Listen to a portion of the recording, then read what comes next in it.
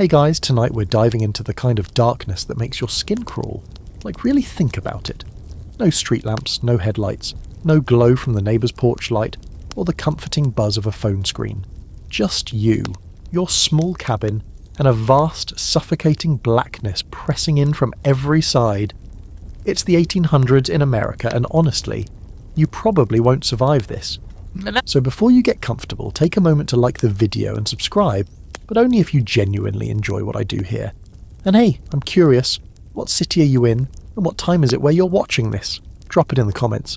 Now, dim the lights, maybe turn on a fan for that soft background hum, and let's ease into tonight's journey together. The moment the sun dipped below the horizon, the world around you didn't just get dim, it disappeared. In most of rural America during the 1800s, once twilight ended, you were completely on your own. No moon tonight. That's not poetic, it's terrifying. You step outside your cabin and suddenly, the forest that surrounds your homestead becomes a wall of shifting shadows. There's no reference point anymore. Trees blur into each other, every branch creaks like it's alive, and the crunch beneath your boot makes you freeze. You're not just afraid of what you know is out there, you're afraid because you don't know what's out there. There's this chilling moment when you realise your eyes aren't adjusting. Unlike today, where ambient light always seems to sneak in from somewhere, the 1800s offered no such luxury. It's black. Not kind of black. Not can still see the outline of the fence black. Just absolute. And the problem wasn't just that it was dark. It's what came with the dark. You had every reason to be scared. Nighttime wasn't peaceful. It was dangerous. Everything that threatened your survival, animal, human or imagined, seemed to wait until nightfall to make its move. That wasn't paranoia, that was pattern recognition. You might think of the 1800s as a time of strong-willed pioneers and self-reliant farmers, and sure, they were tough. But they also lived with an everyday terror of nightfall, passed down from European traditions that treated darkness as inherently evil. The night was when witches met in the woods. It was when the devil whispered to the lonely and ill. It was when your drunk neighbour stumbled home and maybe never made it. These weren't just ghost stories, they were warnings. There's a soft flicker behind you, a tallow candle struggling to hold a flame.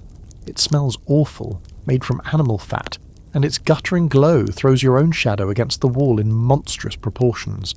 You light another, and it hisses as the wick catches. Every flame is precious, they don't last. You don't have a closet full of candles, you have a drawer with 3. You ration your light like food. Even your firewood is limited, you can't just burn through it to feel safe. So the dark gets to press in closer. It's not just outside. The inside of your home is dark too. Dim corners where spiders have their own zip code. A loft above, where every creak sounds like someone or something moving when you know nobody's up there. Floorboards whisper. The chimney moans. Sometimes it's the wind. Sometimes it isn't. In the cities it wasn't much better. Gaslighting was around, but it wasn't widespread, and it was often unreliable or dangerous. Street lamps were few and far between. If you stepped out past 10, you were taking a gamble. Muggings, kidnappings, drunkards with knives, it wasn't a nightly event, it was every night. Even respectable people stayed inside once the sun set. A man out walking after dark, that was suspicious behaviour. Let's also not forget, the dark messes with your mind. Once the lights are gone and the house is silent, your brain starts filling in the blanks. Is that just the wind? Or did someone just breathe behind you? Is the creaking from the loft just old wood? Or is someone or something standing there? People heard voices.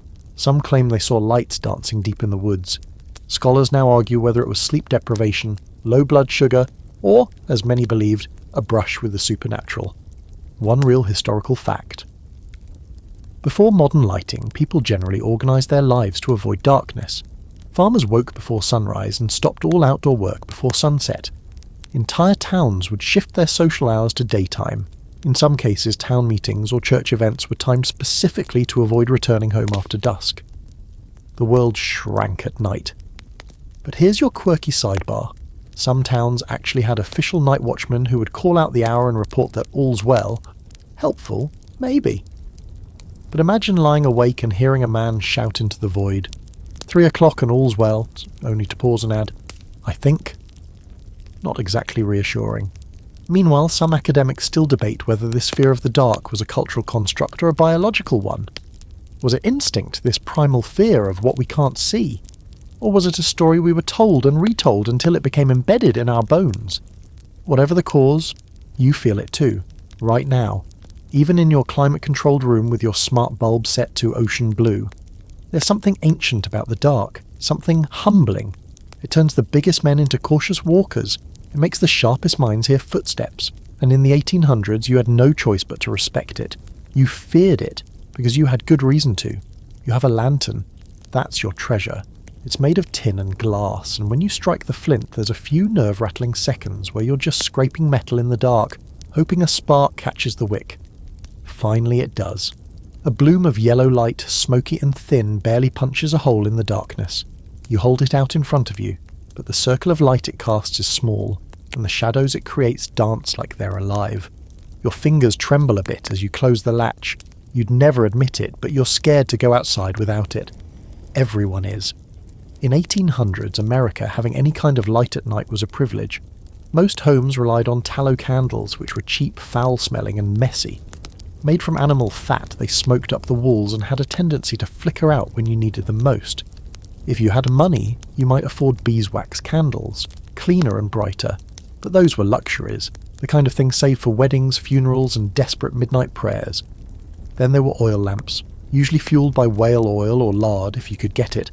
Smoky, greasy and fragile. All of these options had one thing in common. They were unreliable and finite. Matches, don't count on it. The average family didn't have easy access to friction matches until the mid-1800s, and even then they were expensive and unstable. Lighting a fire was a chore. You'd carry embers from the hearth to a tinderbox, nurture a little flame with dried moss or wood shavings, and pray it took. That meant if your candle blew out in the middle of the night, you weren't just plunged into darkness. You were stranded in it, sometimes for hours. And that darkness wasn't metaphorical. It was thick, almost physical. It wrapped around you and whispered, "Good luck." It wasn't just inconvenient. It was dangerous. Tripping on stairs, knocking over pots, falling into wells. These weren't clumsy accidents. They were life-altering or life-ending events. A broken bone meant you might never walk right again. A head injury? You might not wake up.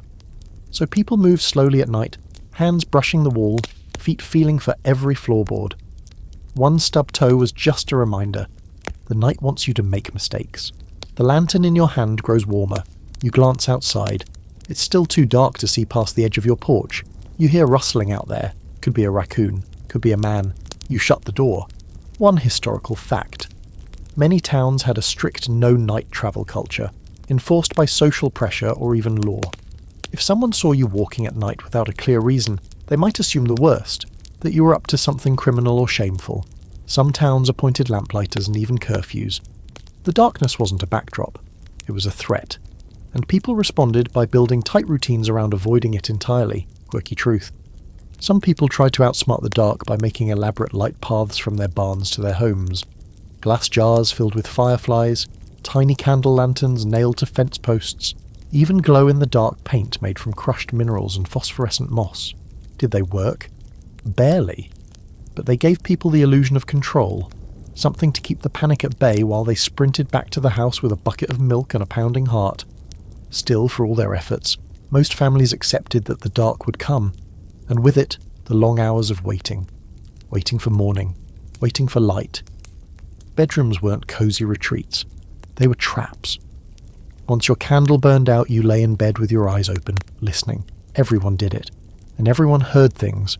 Whispers in the rafters, steps on the roof, a moan through the chimney. And it didn't help that insulation was practically non-existent, so you heard everything. The wind, the rain, the distant howls. You heard animals in the woods kill other animals. Sometimes you heard things that sounded human, but weren't. Even inside the home, the darkness created tension. Arguments often escalated after sunset, when frayed nerves and bad lighting made faces look monstrous, and misread expressions led to mistrust. A child crying in the night was a full family event. A sickness that struck after dark, that was when you started bargaining with God. And let's not forget the fire hazard. The few lights you had could burn your house down with one accident. A knocked-over candle, a forgotten lamp left too close to a curtain. Entire towns went up in flames because of one sleepy hand and one sputtering flame. So you feared the dark, but you also feared the light within it. The scholarly debate. There's still a question about how much of this nighttime terror was physical and how much was cultural. Did people fear the dark because it was truly more dangerous? Or because centuries of stories, religion and inherited trauma had trained them to? It's not an easy answer, but it's probably both. The dark really was deadly back then. But even when it wasn't, your brain convinced you that it was. Because darkness doesn't have to do anything to be scary, it just has to be there. You sit near the fire now, which you've managed to keep alive. The flame dances in the hearth, and for a moment the room feels safe. But you know it won't last. The woodpile is low. You can't stay up all night feeding it. Eventually it'll die out. The cold will creep in, the shadows will spread, and you'll have no choice but to lie down, close your eyes, and pretend you don't hear that thing moving in the yard. So now you're tucked into bed, if that's what you want to call it. A rope bed with a straw mattress, lumpy and cold, and a quilt heavy enough to smother a goat. There's no springy bounce here, just creaking twine and the occasional unsettling pop of a mouse scurrying beneath the floorboards. Your candle has already burned down to a stub. You blew it out 10 minutes ago. Not because you wanted to, but because you had to. It's your last one. Can't waste it. And now, the darkness has claimed every corner of the room again. You lie there, still, like you're waiting for something, because you are. You're waiting for night to start doing what it always does, stirring up everything you'd rather not think about. And in 1800s America, those thoughts come dressed in black robes and sharp fingernails. They belong to the witching hour. People don't talk about it much anymore, but back then everyone knew there was a window of time you didn't want to mess with. Roughly between midnight and 3 a.m, though no one had a perfect clock to confirm it, there was this understood belief that darkness grew teeth. You'd lie in bed during these hours and feel it. The air got heavier, the sounds stranger, and your thoughts less yours. Superstition clung to the night like smoke. It came over with the settlers. Old Puritan beliefs, mixed with European folklore, took root in American soil and twisted into something uniquely unnerving. Back in the colonial days, they blamed the dark for everything from illness to madness. And even though Enlightenment ideas had trickled in by the 1800s, people still left space for the supernatural, just in case. You weren't supposed to whistle after dark. You didn't speak the names of the dead. Mirrors were covered in some households, especially if someone had recently passed. The night was not for curiosity, it was for fear. And here's the thing, the fear wasn't just about devils and spirits, it was about what people did under cover of darkness. That's when secrets got shared. That's when strange knocks came at the door. That's when your neighbour's son went missing, and no one asked too many questions. If someone behaved oddly during the day, muttering to themselves, staring too long at the woods, you watched their house at night. Because that's when things happened. Historical fact. The term witching hour was already well known in the 1800s. Newspapers sometimes referenced it when reporting odd crimes or unexplained phenomena. If something tragic happened around that time, someone fell from a hayloft, a child vanished, a barn mysteriously caught fire, people whispered that the devil had passed through, maybe not out loud, but they whispered. There's a fringe detail you'd like, though. In some regions, especially parts of New England and the Midwest, there was a specific belief that owls were messengers for witches. So if you heard one hoot 3 times in the night, bad omen. Some folks swore by it. They'd shut every window, sprinkle salt on the threshold and recite scripture. A bird could shake a household to its bones. So you're lying there now and you hear something. Maybe it's the wind. Maybe it's a tree limb. Maybe it's something else. The kind of noise that makes you stop breathing. You strain your ears in the dark and there it is again. A dragging sound on the porch. A shuffle. A thump. You think of the horses out back, the chickens in the coop. You think of wolves, maybe. But you don't know. That's the trick. You never really know. This is where your imagination kicks in, turbocharged by years of cautionary tales. You remember your aunt saying she once saw a woman standing out by the woodshed at 2 a.m, staring straight at the house. Just standing there. Said she was pale and had no shoes. Said she didn't blink. No one ever found her. That story's been tucked away in your head since childhood. And tonight, it resurfaces, as stories do, because the dark always brings them back. Scholars today still argue whether these old superstitions were social tools, ways to keep people indoors, safe and obedient, or if they were psychological projections, a community's way of coping with grief, violence, and the unknown. Honestly, it was probably both. You tell people not to go outside after midnight because they might meet the devil, but really you're warning them about drunk travellers with knives. It's just easier to blame something that doesn't wear pants. Back in your rope bed, your eyes have adjusted a little, but not much. The window shows nothing but void, a pitch-black canvas that makes your reflection vanish, and you swear, just for a second, you saw something move in it. A flicker, a shift. You blink hard. Nothing. Just the dark playing its tricks again. You don't dare light your candle again. It'll ruin your night vision and maybe draw attention. So you pull the covers tighter and listen to the silence. The long, pulsing silence of the witching hour. You think about the people you've lost, about old neighbours who died suddenly, about the stories that hung over every barn and creek, about the one time you were sure someone called your name, but no one was there. You close your eyes and pretend it's morning. You picture the sunrise as it creeps through the trees, golden and safe, but that's hours away, and the dark isn't done with you yet. You wake up not because it's morning, but because something startled you. Maybe it was a noise outside, or maybe it was just that sixth sense people have when they're not quite alone. Your eyes snap open into total blackness again, but this time your heart is already hammering. You don't know what time it is. Clocks tick, sure, but you can't read one in the dark. Your body tells you it's still deep night, and the air is different, thicker, cold creeping in through the floorboards, and from outside you hear it. That low rustling, like something or someone is moving through the trees behind your house. Now, here's the fun part. You live near the forest. Most people in 1800s America did. Forests were everywhere. They surrounded small towns and outposts, framed farms, hugged property lines, beautiful during the day, full of birdsong and dappled light. But at night, no. At night, they became something else entirely. The woods were not romantic. They were alive in a way that felt watching. You'd hear things in them. Sticks snapping, owls hooting, the occasional yelp of something dying. But it was more than that. There was this deep, unsettling presence to the forest at night. Like if you stepped too far into it, you wouldn't come back. And it wasn't just fear talking. There were real dangers waiting in there. Predators, ravines, outlaws, and things no one could really explain. You sit up now, trying not to make noise. There's a tiny window above your bed, but it shows you nothing, just black clouded glass. You think about grabbing the lantern, but then you wonder, if there is something out there, do you really want it to see you? One confirmed historical truth. In many rural communities, the forest was viewed as a boundary line between the known world and the unknown. During the day, it was a source of lumber and hunting. At night, it became a void where people disappeared. There are records, newspaper clippings, court testimonies, about children who wandered into the woods and were never found, or were found, but not quite the same, changed somehow, quiet, distant, occasionally raving. You remember a story your grandfather told about the forest eyes? Said he saw them once while chopping wood too late in the day. Said they weren't animal eyes, didn't reflect light the same way, just glowed red, far back between the trees and blinked slow. He left the axe in the ground and ran home. Wouldn't go out after sundown for years after that. There's also the strange but true fringe detail that some communities hung charms on trees at the forest edge.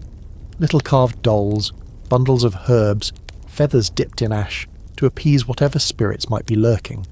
Even in Christian towns, even among men who laughed at ghost stories by day, these charms stayed up. No one dared take them down. So lying there in bed you realise something odd. The forest is quiet. Too quiet. No wind, no insects. That's not right. The dark usually buzzes with life. That silence, that's what gets to you. Because now it's not just darkness pressing at the windows, it's expectation. You finally decide to stand up. Your legs feel like water, but you force yourself toward the door, slowly, without lighting the lantern, just listening. You press your ear to the wooden boards. Nothing, but your breath fogs up the air in front of you. You hadn't noticed the temperature drop until now. Some scholars argue that these eerie nighttime experiences, especially near forests, can be traced to a combination of sensory deprivation and natural phenomena. Cold air triggering anxiety responses, low-frequency sounds causing unease, But try telling that to someone who's heard heavy breathing just beyond the tree line, or someone who found footprints circling their home that didn't belong to anyone they knew. Rational thought tends to pack up and leave around 2 a.m. You crack the front door an inch just to check.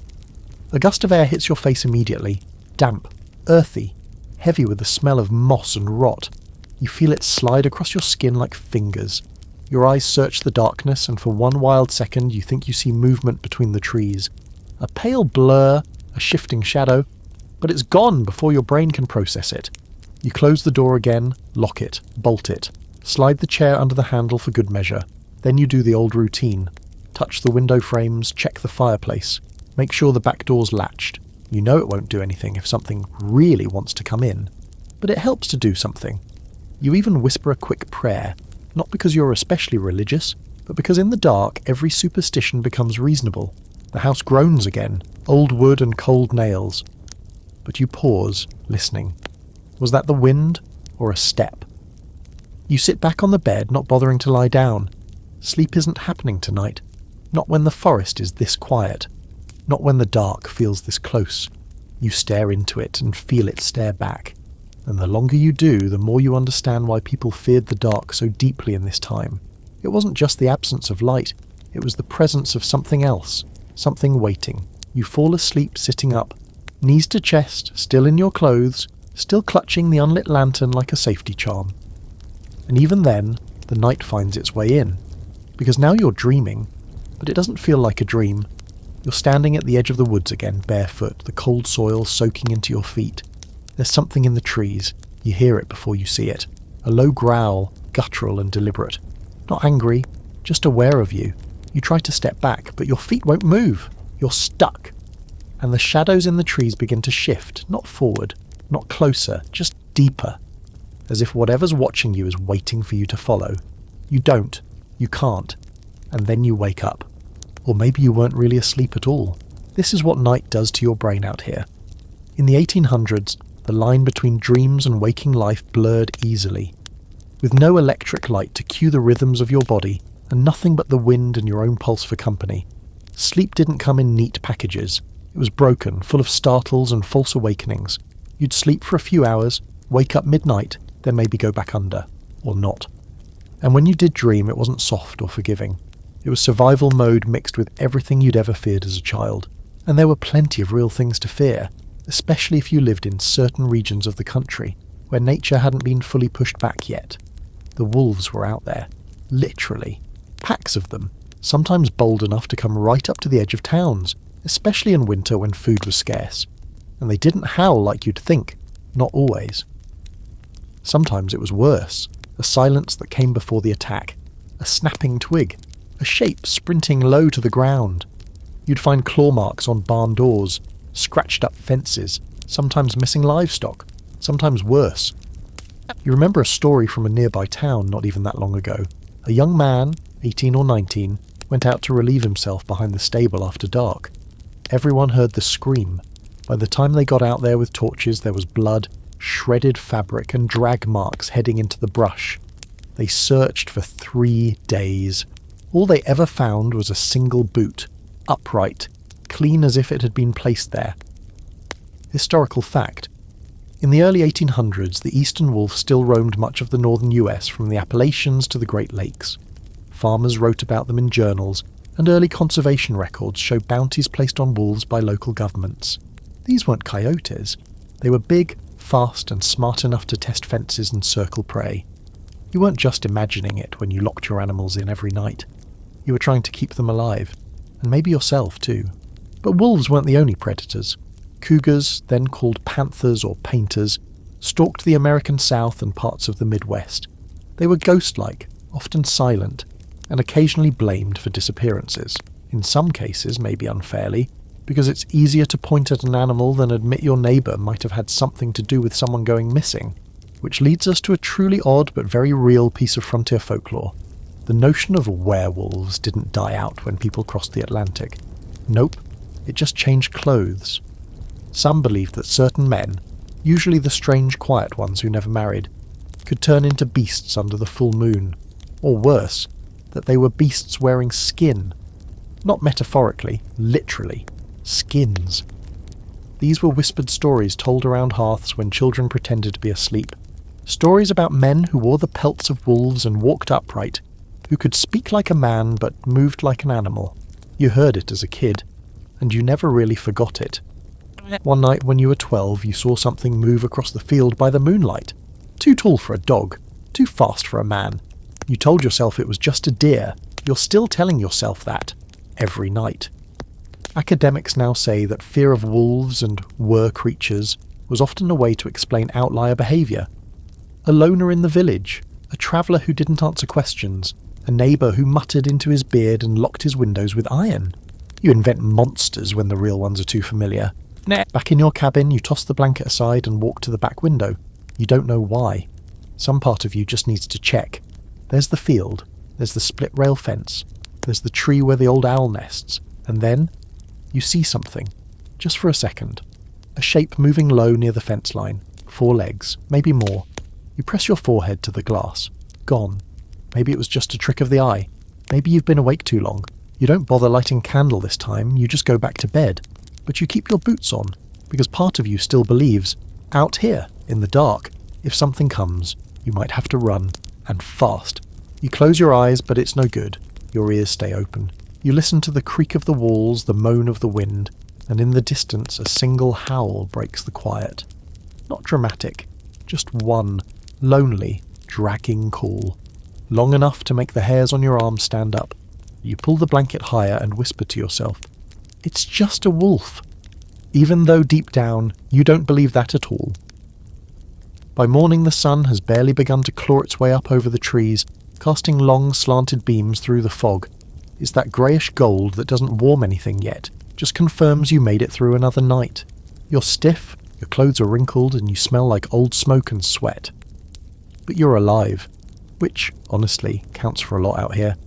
You step outside the cabin, boots crunching on frosted grass, and you glance around like you always do, just in case someone was here while you slept. The barn looks fine. The chickens are restless but intact. The fence is undisturbed, but still your eyes linger on the tree line. The fog's thin enough to see into the woods about 20 feet, and that's more than enough. Whatever might have been watching last night isn't visible now. That doesn't mean it's not there. It just means it's finished for now. You go back inside and start your morning routine. Stoke the fire, grind some coffee beans if you're lucky enough to have them, and maybe heat some water for washing. You tell yourself, as you rub the sleep from your eyes, that everything last night was just nerves. The dark plays tricks, that's all. And yet, you remember the shape, the howl, the silence before it, but you don't talk about it. Not with anyone. Because when it comes to nighttime fears in 1800s, America, silence was a kind of survival tactic. The less you said, the less attention you drew, especially about strangers, especially about what or who might have been moving through the dark. Because sometimes the scariest things at night weren't animals or monsters, they were people. You remember what your uncle used to say, "Don't open your door after dark unless you're expecting a knock." And he meant it. Because sometimes people did knock, and not for good reasons. Home invasions weren't common in the modern, high-drama, Dateline NBC sense. They were more like desperate, violent events that could happen without warning. A stranger on the road, hungry, drunk, angry, might see the glow of a lamp through your shutters and decide your home was his next stop. Bandits didn't always lurk deep in the wilderness. Sometimes they followed people home from market towns. Sometimes they were neighbours, historical fact. In frontier towns and isolated homesteads, crimes like burglary, assault and arson happened disproportionately after dark. It wasn't just about opportunity, it was about psychology. The night gave cover.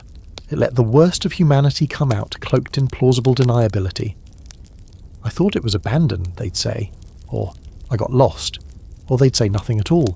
There was no 911, no security cameras. You were your own alarm system and your own first responder. That's why guns sat loaded beside beds. That's why doors had not just locks, but crossbars. And sometimes bells rigged to ring if anyone jostled the frame. And if someone did try to break in, you didn't ask questions first. You made noise. You fired a shot into the air. Or not into the air at all. One fringe fact you may not know. Some families kept dogs not for companionship, but as literal warning systems. Breeds weren't for cuddling. They were for barking.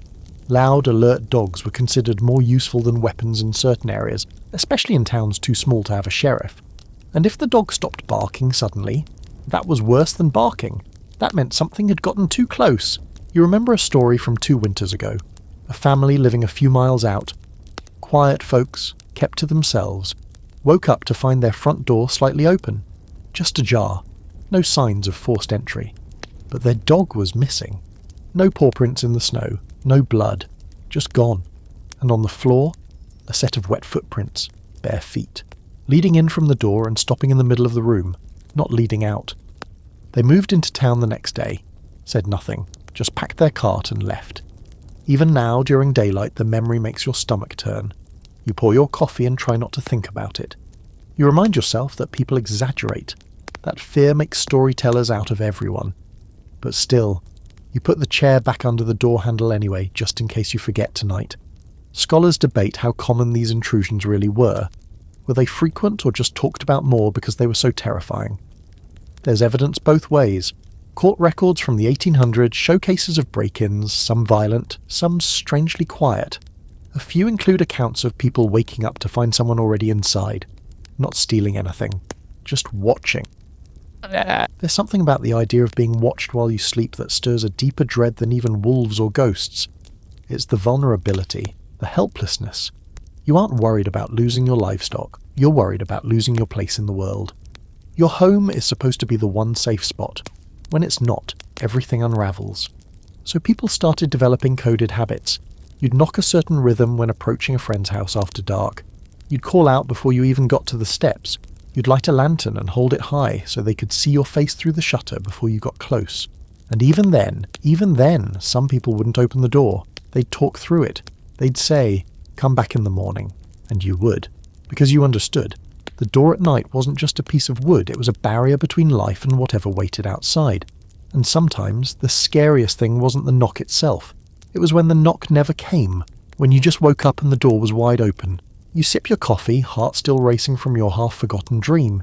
You look out the window again. The fog is starting to lift, birds are chirping, and the world looks normal, safe. But you don't forget the shape by the fence. You don't forget the howl, and tonight, you'll lock the door a little earlier, you'll check the windows twice, and when the fire burns low, you'll sit beside it with your back to the wall just like your grandfather used to. Because out here, when the dark comes, anything can happen. And no one is really safe. Not behind doors, not under blankets, not even in your dreams. By late afternoon, the sun hangs low and lazy in the sky, smearing everything with a gold that almost feels fake, too soft, too temporary. You're chopping wood, wiping sweat from your brow, trying not to think about the coming night. But you are. You always are. Because when you live out here, every daylight hour is just prep time for darkness. You split the logs with a little more urgency than usual, not just because the cold's coming. Something about last night feels unfinished, like a sentence that never got its punctuation. You load the firewood into the bin beside the house, checking over your shoulder more than you need to. You tell yourself it's habit. But deep down, you know it's fear. That same old fear your parents had. And their parents. The kind of fear that gets passed down not through stories but through instincts. Like locking the cellar door before nightfall. Like checking under the bed even though you're too old for that. Like making sure the barn door is shut tight. Because no matter how strong the latch is, you still don't trust it. And maybe you're right not to. Because in the 1800s, barns weren't just for animals and tools. They were sometimes the scene of something darker. Something no one liked to talk about unless they were whispering over a drink. See, when the cemeteries ran low on space, or when certain men in long coats from the city came sniffing around, things happened. Things involving shovels and shallow graves. Here's the fact. Grave robbing was a real problem in 19th century America, especially in towns near medical schools. Bodies were in high demand for dissection and anatomy classes, and not nearly enough corpses were legally available. So body snatchers, often called resurrectionists, got to work. They dug up the recently buried and sold the remains. Quietly, efficiently. And the best way to do it, under the cover of night. But it wasn't always graves they went after. Sometimes they didn't wait that long. You'd hear about a drifter found dead on the roadside, and before the sheriff even got there, the body had vanished. Or a sick neighbour who died in the night and was never seen again. The family claimed they'd already buried him, Quiet funeral, closed coffin. But the math didn't add up, especially when you caught the faint scent of lye near the barn, or when the stable door had fresh dirt packed around it the next day. Some families, terrified of this happening to their own, went to wild lengths to prevent it. Historical accounts mention iron cages, called mort safes, placed over graves. Some buried their dead with stones or set traps. Others kept vigil at the cemetery for nights after the burial, sitting quietly with a lantern and a loaded rifle. You were guarding not just the memory of someone, but their actual body. Because death didn't guarantee rest in these times, not in a literal sense. And here's the fringe detail that'll stick with you. Some homesteads hid their deceased family members in barns temporarily to avoid grave robbers. Let that sink in. You're a child going to the barn to fetch a bucket of feed, and in the corner, covered by a quilt, is your uncle, 2 days dead, waiting for a safe time to be buried. Sometimes the body stayed for a week, sometimes longer. People would sprinkle herbs, hang charms, even place coins over the eyes to seal the soul in, as if the body knew it had overstayed its welcome. You heard about one family that kept their grandfather in the root cellar for 2 weeks, during a particularly active time of grave snatching. Said they couldn't afford a proper funeral yet. Neighbours swore they heard groans coming from under the floorboards, but no one wanted to investigate. After all, if you went poking around and found something, that meant you were part of the story now. Better to keep walking. Better not to know. Scholars still debate the psychological toll this must have taken on isolated communities. Was the fear of body theft purely economic and religious? Or did it strike at something deeper? Our fear of being violated even after death? Of not being left alone? Back at your house, you sit on the steps, the air going cool against your skin. You glance toward your own little graveyard. Every farm had one. A plot out back or beside the orchard. Your father's buried there. Your little sister too. Their headstones are simple, the kind you can carve with a hammer and a chisel. But even now you think about going out there with a lantern just to check that everything's untouched. It's almost full dark by the time you light the house lamps. The fire's going strong. You've brought the dog inside tonight. She doesn't like being in here, pacing, sniffing, but something in you insists. Because tonight the shadows seem sharper, the wind louder. You keep glancing at the cellar door, which you barred hours ago, but still, your eyes go to it, just in case. And then, right around the time you're about to blow out the lamp and crawl into bed, you hear it. A knock. One soft, deliberate knock on the back door. You freeze, not because someone knocked, but because no one ever uses the back door. You wait, heart thudding. Another knock, a little louder. You don't move, you barely breathe, then nothing. No retreating footsteps, no voice calling out, just silence, long, heavy, complete. You don't check. You don't open the door. You just sit there, waiting, the hair on your arm standing straight up, the fire casting orange shadows that sway and flicker like they're nervous too. Eventually you go to bed. Not because you feel safe, but because you're too tired to be afraid anymore. But you leave the lamp on tonight. Just a little flame. Just enough to keep the dark from getting too close. And somewhere deep in the night you hear the dog whimper once. Just once. You don't remember falling asleep, but you remember waking up. It's still dark. So dark it feels thick. Like someone's thrown a wool blanket over the whole sky. The fire's gone cold. The lamp sputtered out sometime in the early hours, and the air in the room is different again. Not just cold, still. Pressurized. Like the night has leaned in close and is holding its breath. You sit up slowly, every muscle stiff from the way you curled yourself into sleep, and you realize something's wrong. There's a smell, not strong, not rotten, but acrid. Sharp. A sour edge to the air like burnt oil. You instinctively glance toward the hearth. Nothing there. The embers are black and dead. But you know that smell. It means fire, or at least it meant fire. Somewhere. You creep to the window barefoot, heart tripping over itself. At first everything looks the same. Dark, still and empty. But then you see it. Off in the distance. A faint orange flicker just past the trees, low to the ground and wavering. Not lightning, not the moon. This is flame. And it's moving. This is the kind of fear people in the 1800s lived with constantly, especially in towns made entirely of wood. One spark, one overturned lamp, one ember carried on the wind. That was all it took. The fire wouldn't politely wait for daylight. It would roar through the night like a storm with no rain, devouring everything in its path. By the time someone woke up, half the town might be gone. The historical record is filled with devastating examples. Whole settlements burned to the ground because a stovepipe cracked, or someone fell asleep with a candle still lit. The Great Fire of 1835 in New York, it started at night in December and killed dozens. Smaller towns didn't fare better. Some simply ceased to exist after one bad night. And the worst part, there was no fire department. Not the kind you'd recognise. No hydrants, no sirens, just buckets, if you had them, and neighbours who might or might not be awake. You throw on your coat and boots and step outside, drawn toward the glow. The cold hits your face like a slap, but it's not enough to stop you. You walk carefully, listening. Every twig snap sounds like a scream. The dog doesn't follow you, she stays behind the door, whining. That's not a good sign. As you move closer to the light, you realise it's not a full-blown fire, not yet. It's a smouldering mass, maybe a shed or an outbuilding. You can't tell whose. It's too far, the land too spread out. But someone's in trouble, or already lost something. The worst part is you can't help. You're not even sure if it's safe to be this close. The trees are dry. One gust of wind and this whole patch of forest could turn into a funeral pyre. You stand there, heart pounding, watching the glow rise and fall, and you wonder, did it start by accident? A stray coal? Or was it set on purpose? Because not every fire in the dark is a mistake. Some are warnings, some are revenge, some are distractions.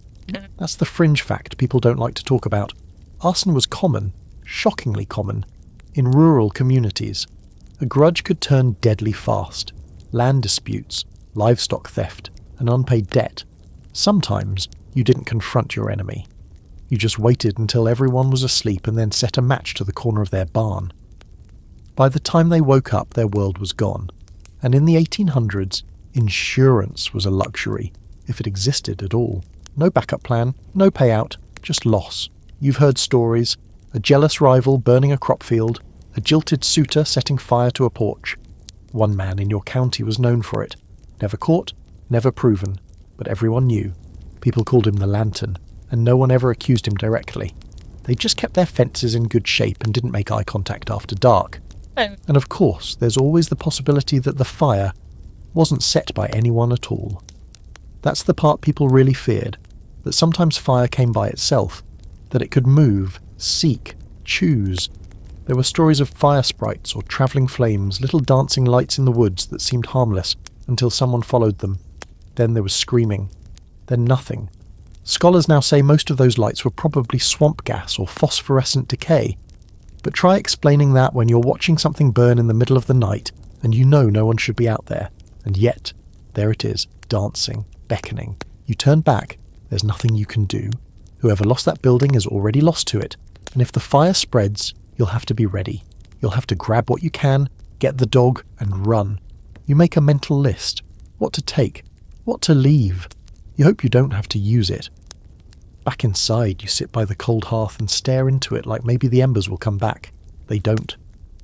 The room is quiet again, but the smell of smoke lingers, seeping into the wood, into your clothes, into your thoughts.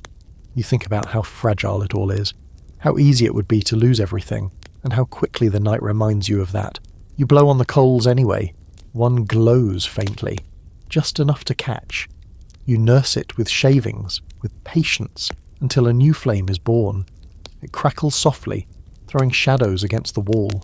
You let it grow, not because it's cold, but because you need to see something flicker that isn't trying to destroy you. And as you finally lay back down, the orange glow warming your face, you wonder if someone else out there is doing the same. Watching, waiting, trying not to think about how easily the dark turns fire into ruin. You close your eyes, and for once you don't dream of wolves. You dream of matches. The next few nights pass the way some winters do, slow and stretched thin like taffy pulled between cold mornings and colder nights. Nothing strange happens. Or maybe you're just getting used to strange. That's the thing about fear in the 1800s. It wasn't always about jump scares or horror stories. It was the constant hum under everything, the creak of wood, the whisper of wind, the feeling that something might happen, that something probably will. But tonight, you can't sleep. You try, you really do. You bank the fire just right. You even lit one of your few remaining candles to give yourself a small circle of comfort, but you lie there, eyes open, staring at the beams above your bed, and the longer you stare, the more your brain starts doing that thing where it fills in the dark with movement, shapes, sounds. You know there's nothing up there. You're sure of it. But every so often the beam creaks, and you flinch, because tonight it sounds like something shifting its weight. You sit up, fully alert now, listening, and then you hear it. Something small, a faint knock.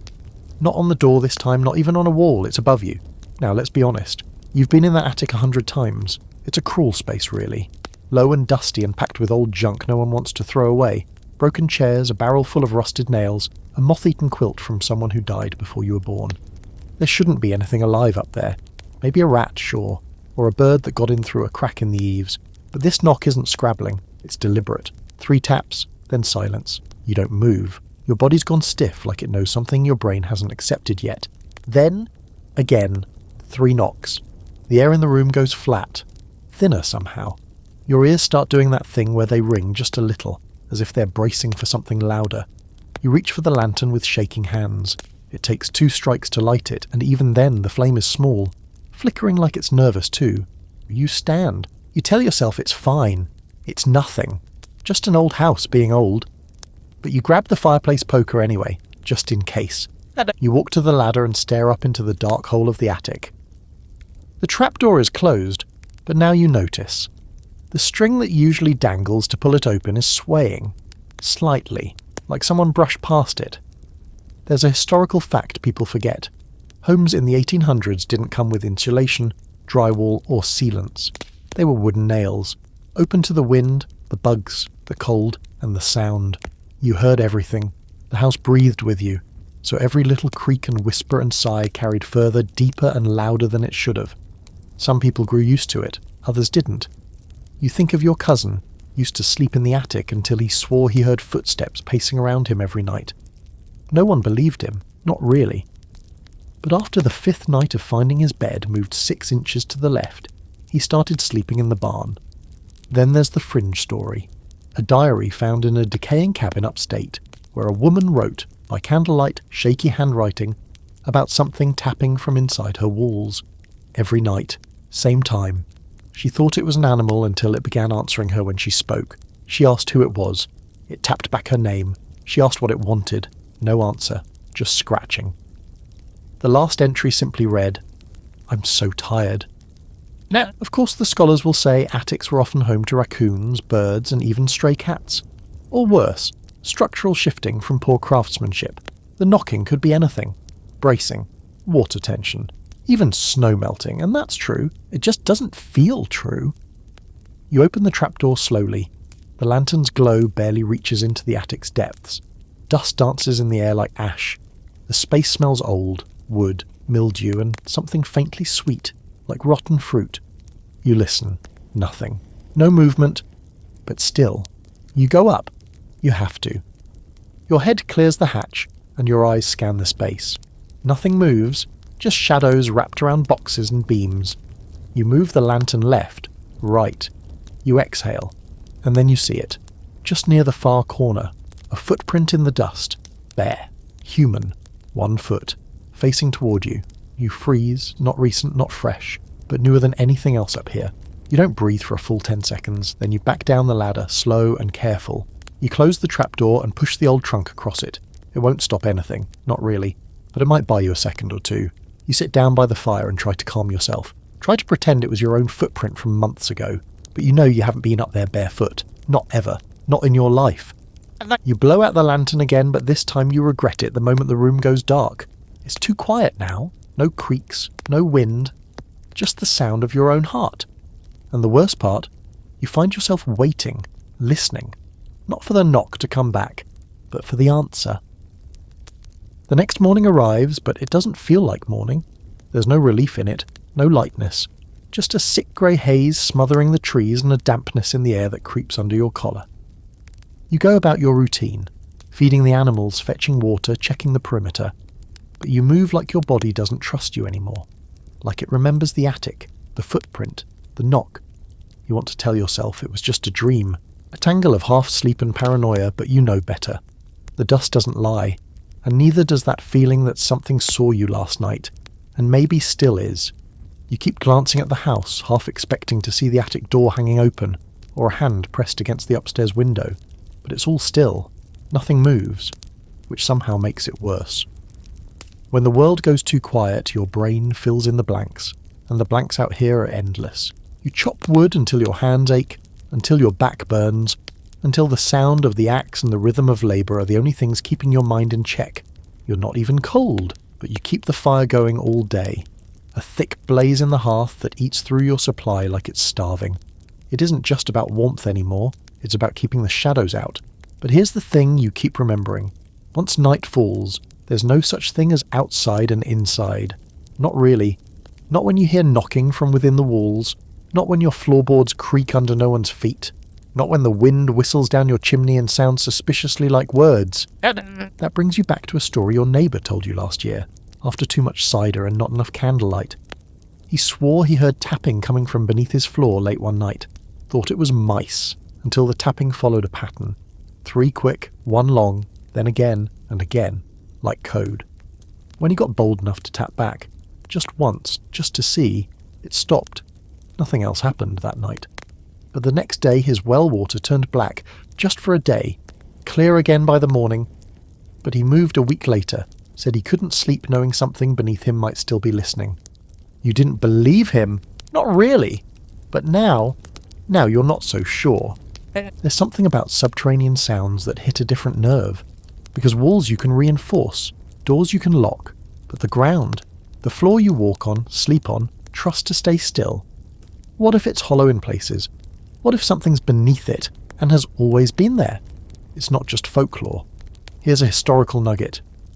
In the 1800s, especially in mining towns or places built near caverns, strange underground noises were reported constantly. Locals wrote letters about hearing moaning, knocking, even whispers coming from the earth itself. Some blamed gas pressure, others said it was tectonic activity. But others, well, they didn't blame anything natural, they just packed up and left. And the quirkier side, in some parts of Appalachia, folks carved protective symbols into the beams beneath their homes. Hex marks, they called them. Not pentagrams, not witchcraft exactly. More like warding signs, circles, eyes, repeating runes, usually burned into the wood with a hot iron. It wasn't for show, it was for whatever moved under the house at night. Your place doesn't have those marks. You checked. You wish now that it did. As the sun starts dipping, you take one last walk around the property. The trees are still bare, stripped by winter winds. The grass is brittle underfoot. You move past the garden, long dead, and the woodpile, now low, and then, just beyond the shed, you find something you didn't expect. A hole, not big, maybe the size of a dinner plate, but fresh. The dirt is piled beside it, like something dug up from underneath. Not in, out. You crouch to get a better look, heart thudding. No claw marks, no fur, just loose damp earth and a disturbing lack of smell, like whatever came up didn't disturb the worms, the roots, or anything else that lives down there. Like it made a hole through space more than soil. You cover it quickly, push the dirt back in with your boot, then weigh it down with a rock. Not because you think it'll stop anything, just to say you tried. Back inside, you double-check everything. Doors locked, windows latched, candles ready, lantern trimmed. The fire is going strong again, and you sit close to it, poking at the logs even when they don't need adjusting. You don't plan to sleep, not tonight. And still, around midnight, your eyes get heavy. The fire crackles, the dog, finally calm, stretches out on the floor. You curl into the chair, blanket over your legs, poker still in your hand. You don't mean to drift off, but you do. And when you wake up, it's to the unmistakable sound of tapping from beneath the floor. Not urgent, not panicked. Just 3 quick, 1 long. Again, 3 quick, 1 long. You hold your breath, and this time, you don't tap back. You just sit there, every nerve screaming as the tapping goes on. And on.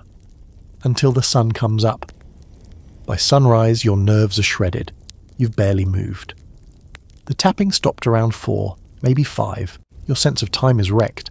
But not because it ran out of energy. It stopped like someone finishing a sentence, like it had said exactly what it came to say.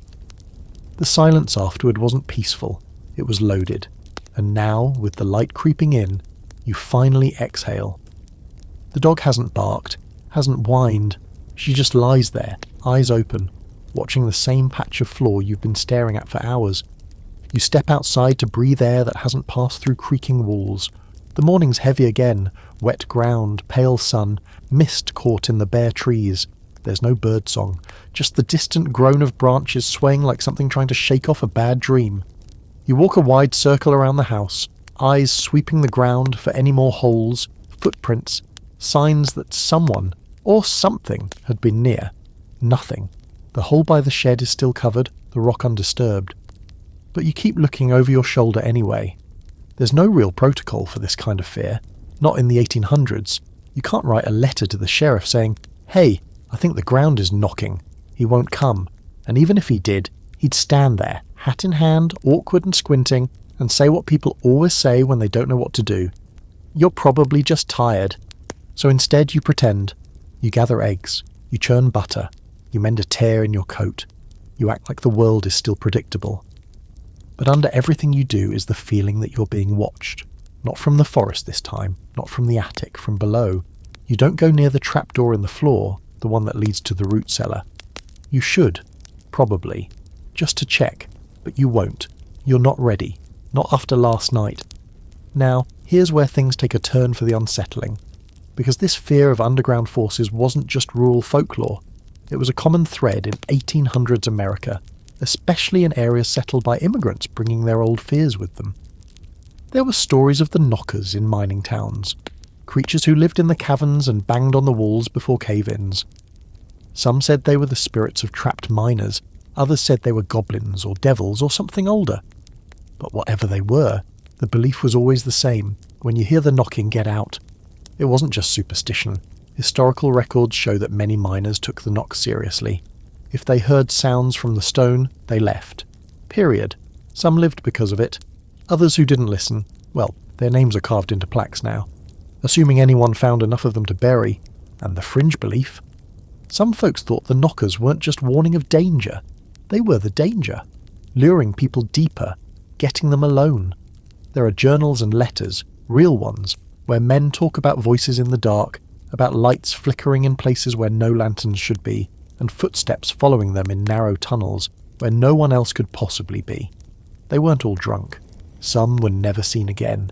You think about that now as you finally light a lantern and go to the cellar door. It's quiet. Still. You tell yourself it was rats, mice, a weathered joist shifting, but you can't ignore the rhythm. 3 quick, 1 long, the same, every time, like a code. You grab the key from its hook and unlock the door. It's always stuck a little, but today it opens smooth, too smooth. The lantern's flame wavers as you descend, throwing wild shadows on the stone walls. The air gets colder with every step, damp and sour. The smell of potatoes, mildew and old rope. Nothing looks disturbed. Shelves still lined with preserves, crates still stacked. You crouch and knock on the floorboards above you, where your chair sat just hours ago. Nothing answers. You wait. Still nothing. You stand slowly, not sure if you're relieved or disappointed. And then, as you turn to leave, you hear it.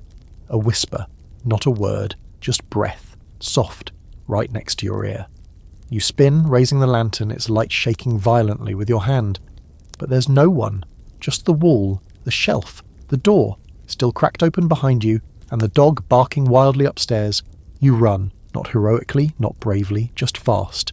You slam the door, throw the lock and shove a chair under the handle. The barking doesn't stop for 5 minutes. When it does, you're on the floor, back to the wall, trying not to cry. That night, you don't sleep. Not even a little. You sit beside the fire with your old rifle across your knees, the lantern lit, your ears straining for every noise. At one point you think you hear breathing again, but it could be your own. Or not. You don't go downstairs, you don't even close your eyes. And this time, the tapping doesn't come from below. It comes from inside the wall behind you. You don't jump when the tapping starts behind the wall, you don't scream. You don't even turn around right away. Because your body has already made a decision your mind hasn't caught up to yet. If you move too fast, whatever is back there might realize you're awake. So you sit perfectly still, eyes locked on the fire, rifle heavy across your knees, lantern hissing softly at your side. Tap, tap, tap, then the pause, then the long one. Your stomach drops. Same rhythm, same deliberate spacing, not wood settling, not an animal scratching. This is communication. And that realization is worse than any monster you could picture, because monsters can be fought or fled from. Messages mean intent. You finally turn your head, slowly, like you're afraid the wall itself might react. The boards look the same as they always have. Aged pine, darkened by smoke and years of winters. No bulge, no crack, no movement. And yet the sound came from there, from inside the house, inside the place that's supposed to protect you. You stand quietly, every joint aching from tension, and press your ear to the wall. The wood is cold, dead. You hold your breath. Nothing. You almost laugh. Almost. Because this is the part where your brain tries to save you. It tells you you're exhausted, that you've been listening too hard for too long, that the night has a way of turning coincidence into conspiracy. You straighten up, rub your face, and tell yourself out loud that it's fine. Then it happens again. Tap, tap, tap. This time closer, sharper, like knuckles on wood. You stagger back a step, heart slamming so hard it makes your vision pulse. The dog growls low, teeth bared at the wall, hackles raised. She can hear it too. That confirmation, small, simple, undeniable, breaks something in you. Because if the dog hears it, it's real. Whatever it is, it's not just in your head anymore. There's a documented historical phenomenon here, one that didn't have a name back then but haunted people all the same. Wall dwellers. No, not ghosts, people.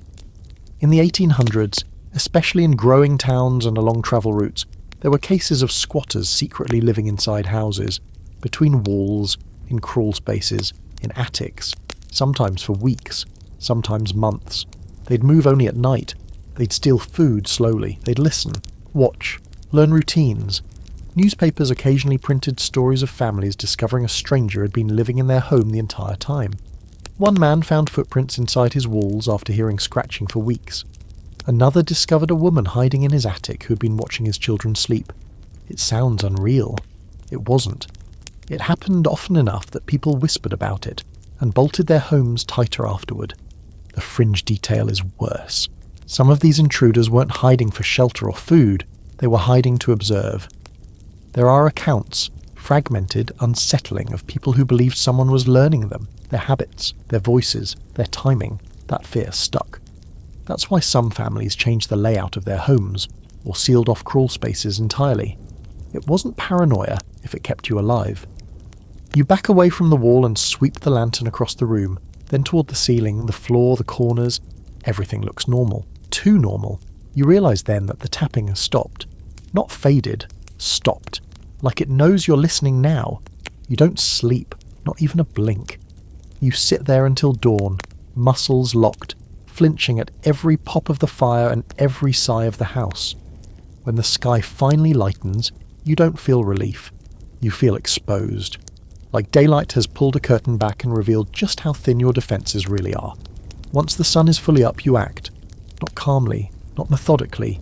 You rip furniture away from walls. You pound on boards, listening for hollowness. You pry at loose planks with shaking hands. You find nothing. No crawl space, no hidden door, no obvious way in or out, which somehow makes it worse. Because if there's no place to hide, where was the sound coming from? Scholars still argue about how much of this phenomenon was environmental versus psychological. Houses expand and contract. Pipes knock. Wood carries sound in strange ways, especially at night. Low-frequency vibrations can feel directional when they aren't.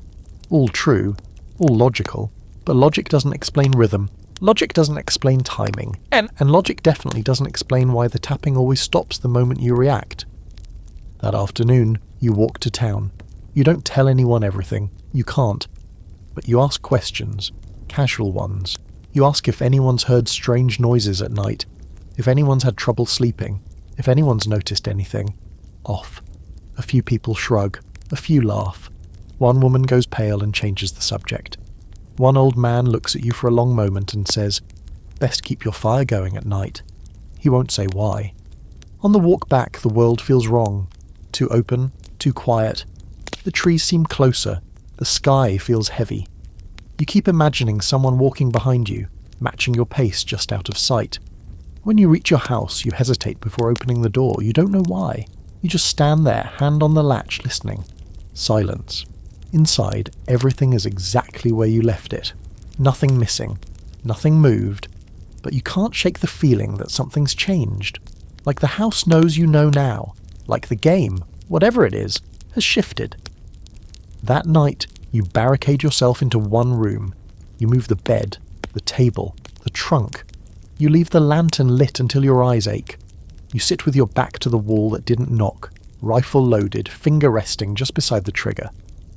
The dog stays pressed against your leg, trembling. Hours pass, no tapping, no whispers, no breathing.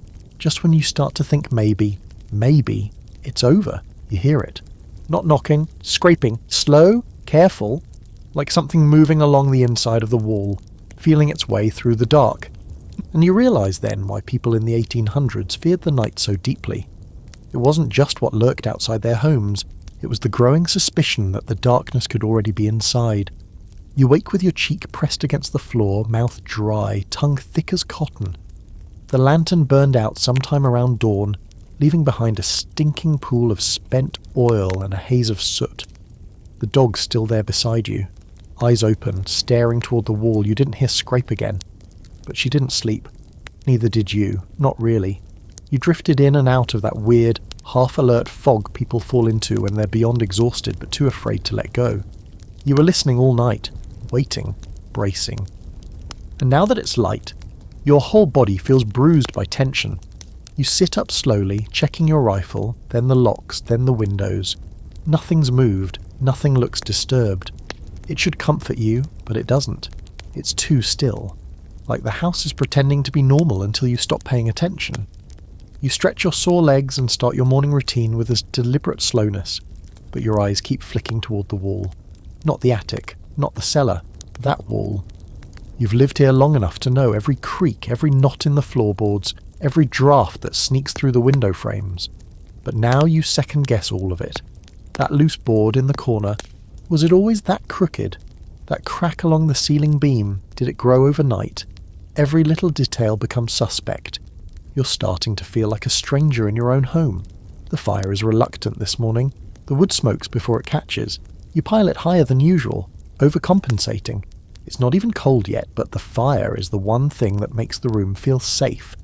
The light is too weak to chase the fear away entirely, but it gives the shadows just enough shape to keep them honest. You sit at the table with a mug of weak coffee trying to think about something else, anything else, but your mind keeps circling back to that sound, the scraping, like fingernails, like slow, dragging claws, not wild, not desperate, measured, and then you remember something you'd almost forgotten. One of those throwaway comments from an old-timer in town years back. You were maybe 17, still green, still thought you could out-tough the dark. He'd said, "Sometimes the night don't come from outside, sometimes it's already in the walls." You'd laughed. He hadn't. Now it's not so funny. There's a folk belief that surfaces in multiple cultures, especially among isolated communities, that some homes can develop, let's call it resonance. That if enough bad energy, trauma or grief soaks into the wood, the house becomes a kind of container for it. Not haunted exactly, just alive in the wrong way. Something more than structure, less than spirit, like the house becomes aware of you, learns you, and sometimes mimics you.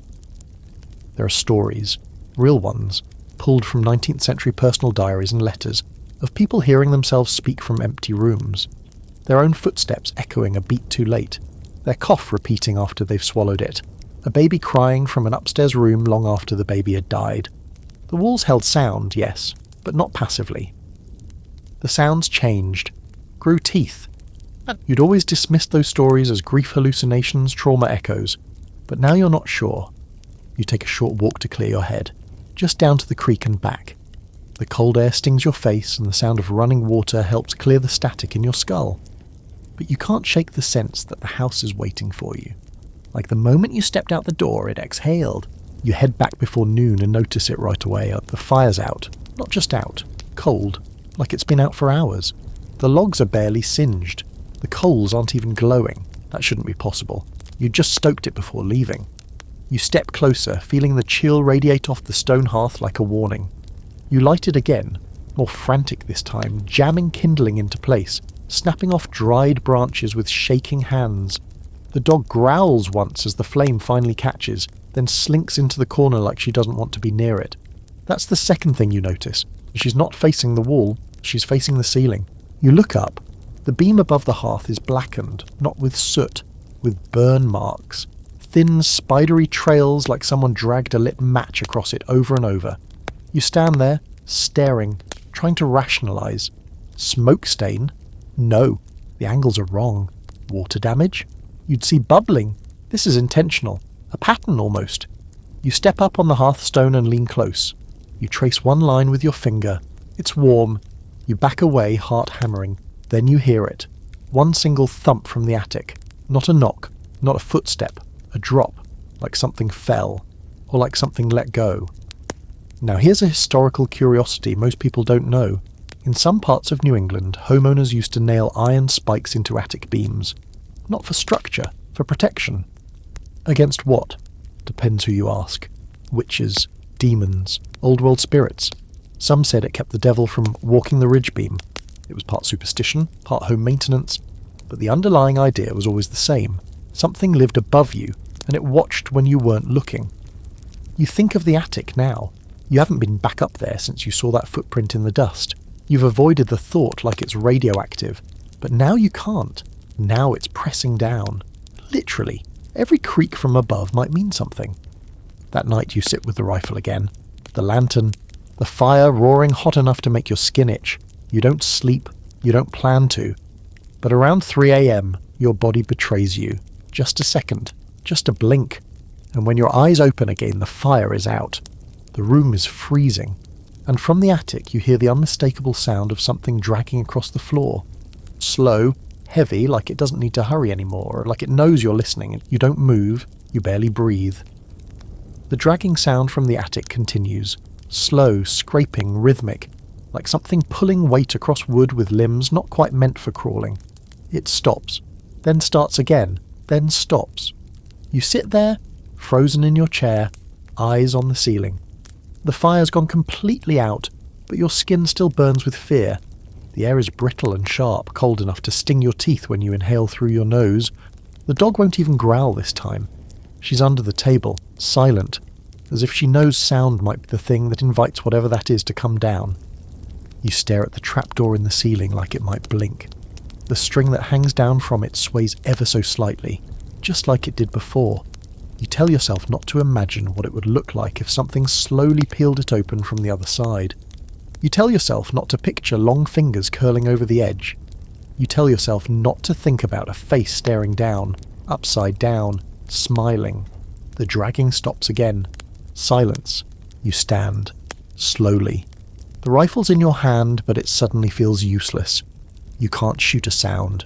You can't shoot something you don't understand. Still, you hold it. Because it's the only thing separating you from the raw vulnerability of unarmed fear. And you step toward the centre of the room, toward the trapdoor. And then something changes. You hear water. Not a lot. Just a few drops.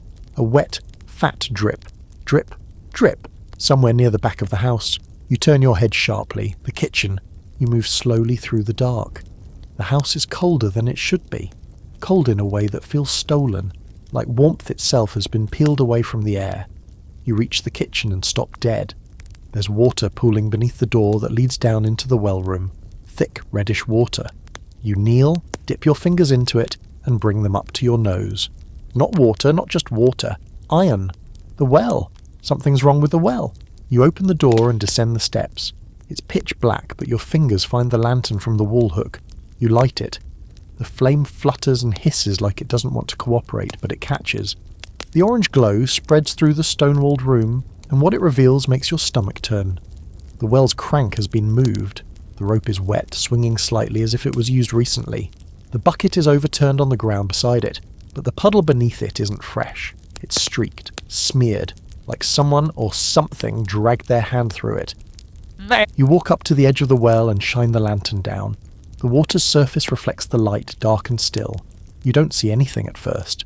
Then, just barely, something stirs beneath it. You jerk the lantern back. Here's the part that makes you question everything. Because there's a historical trend, scattered but real, of wells being the centre of rural horror. Stories of things living in them. Not snakes, not rats. Things. Some said water spirits. Others believed the well was a portal, a thin place between here and somewhere else, and while most dismissed those as folklore, there were stories buried in old town records. One, from the 1830s, of a child pulled into a well in the middle of the night. No signs of struggle, no sign of him ever again. Another from a woman who claimed her husband changed after falling into one just for a second. Came out laughing and never stopped. You're thinking of those now as you stand over your own well, wondering what could have made the rope wet when you haven't used it in days, wondering what moved in the water, wondering why you felt watched not just at night, but every time you draw water, like something at the bottom has been learning the sound of your footsteps. You close the lid fast, secure the latch, back away slowly, and that's when you hear the dragging start again above your head. You bolt up the stairs, nearly tripping, lantern swinging wildly. You slam the kitchen door shut and brace your back against it, heart pounding. The sound upstairs gets louder, closer. It moves to the trap door, then silence, and then tap, tap, tap, and one long tap, tap, tap, and then it stops. You don't sleep that night. Again. In the morning you walk the perimeter of the house, knowing you won't find anything but needing to try. That's when you see it. Beside the well, where the frost hasn't melted yet, a single, bare footprint. Not yours, not fresh, but clear. Toes long, arch narrow, deep. It's facing the house. You cover it quickly with dirt, heart pounding like you can erase the knowledge of it from your mind by burying it. But you can't. You know what you saw. That night you keep the rifle closer. You put a second lock on the cellar door. You don't light the fire. Some part of you doesn't want the thing in the attic to see anything. You sit in the dark, hand shaking just slightly on the stock of your gun.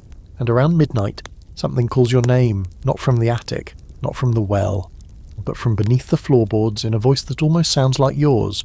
You don't answer, not out loud, not with movement. The voice under the floorboards speaks your name again, soft and syrupy, stretched like taffy pulled too thin. It sounds close but too far down at the same time, like it's rising from the belly of the earth and slithering between beams and support posts. You hold your breath. The dog whimpers from her place under the table, then crawls to your feet and presses herself against your legs like she wants to disappear into you. This isn't the first time something's called your name in the dark. You remember being a kid, maybe 9 or 10, alone in the barn while your parents were in town. You'd sworn then that you heard someone whisper from the hayloft. Just your name. No threats, no footsteps, just that. You'd stayed put, frozen in the doorway, holding a pitchfork like it was a sword. That was the first time you'd felt that particular kind of cold, not on your skin but inside it, like something had reached into your chest and held the fear in place, cradling it like a pet. You feel it again now. It says your name one more time, then nothing. No scraping, no knocking, just silence, so thick and heavy it makes your ears ring. You sit there in the dark, eyes wide, rifle on your knees, trying to hold still. You're afraid that even blinking might be loud enough to give you away. It doesn't make sense. None of it. Voices from the floor, bare footprints in the frost, scrapes in the attic, the well. You've tried to string it together into a narrative that feels manageable. A haunting, maybe. A squatter. An animal.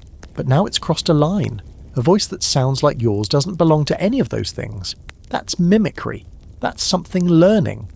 You stay like that until dawn. The sun is weak again, hiding behind a sheet of dull grey clouds. The snow has started to melt around the house, but the forest stays dusted white, as if it's holding on to the season for longer than it should. You think about going to town, telling someone, getting help, but what would you say? That your house talks back now? And here's a historical bit that doesn't help your nerves. In several 19th century spiritualist texts, mostly private journals never meant for publication, people recorded hearing their names whispered in their own voices. It wasn't always framed as demonic. Sometimes it was called a soul echo, the idea that certain spirits could mimic a person's energy to gain trust. Other times, it was seen as a warning, something calling to you in your voice to trick you into answering. And once you did, well, something changed. You became more vulnerable, more open, less you. One woman wrote about hearing herself call out to her husband from the woods behind their home. She was in the kitchen. She heard herself, same voice, same cadence, saying his name from somewhere among the trees. He nearly followed it. Nearly. He said the only reason he stopped was because the real version of her was inside, humming while she cooked. That's what gets under your skin the most. The idea that something can sound like you. That it's not just watching, but studying. Waiting to use the one voice you trust most. You make a decision, a bad one, but one that feels necessary. You need to test it. That night, just after sundown, you drag a chair to the centre of the room and sit facing the hearth. The fire's lit, but low. Enough light to cast shadows, but not enough to chase them off completely.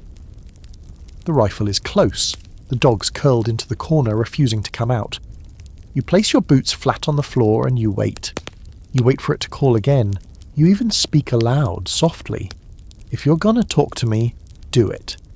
Nothing. You keep your eyes on the floor. One board in particular, the wide one in front of the hearth, worn smooth by decades of boots. You tap it with your toe. Still nothing. Then from the far wall, faint at first but unmistakable, your voice. It says, "Why are you scared?" Same tone, same drawl, same tired rasp that's been creeping into your speech the past few weeks. You don't answer. The voice comes again, this time behind you. "You already let me in." And that's the moment you lose it. You jump up, slam the chair aside and shout, "Get out!" Your voice cracks like firewood splitting. You spin, rifle raised, scanning every corner of the room. Silence. Then, below your feet, a soft, wet chuckle. Like something that doesn't know how to laugh is trying it for the first time. You don't sleep. You don't even sit down. You pace the house until dawn with the rifle in hand, blowing out the lamps before they flicker out on their own. You open every window at first light, not because it helps, but because you need to feel wind again. Air that hasn't been trapped in the same four walls as that voice. And just when you think maybe you've made it through the worst, you go out to check the well.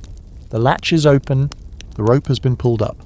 The bucket is sitting neatly on the stone edge, upright, filled with clear water, and placed on top of it, floating like a boat on still glass, is something impossible. A single strip of paper, with your handwriting. You pick it up with trembling fingers and hold it to the light. It reads, in your voice, "Let me finish the sentence." You don't even go back inside right away. You just stand there beside the well, staring at that strip of paper like it's a live wire. Your handwriting, no doubt about it. The slant, the curl of the L, the slight rightward lean that's been in your script since you learned your letters on slates as a child. It's yours, but you didn't write this. Not ever. Not in any conscious moment of your life. That means someone forged it, which is terrifying, or something else wrote it, which is worse. Your first thought is to burn it. Just toss the thing into the hearth and never look back, but your fingers don't obey.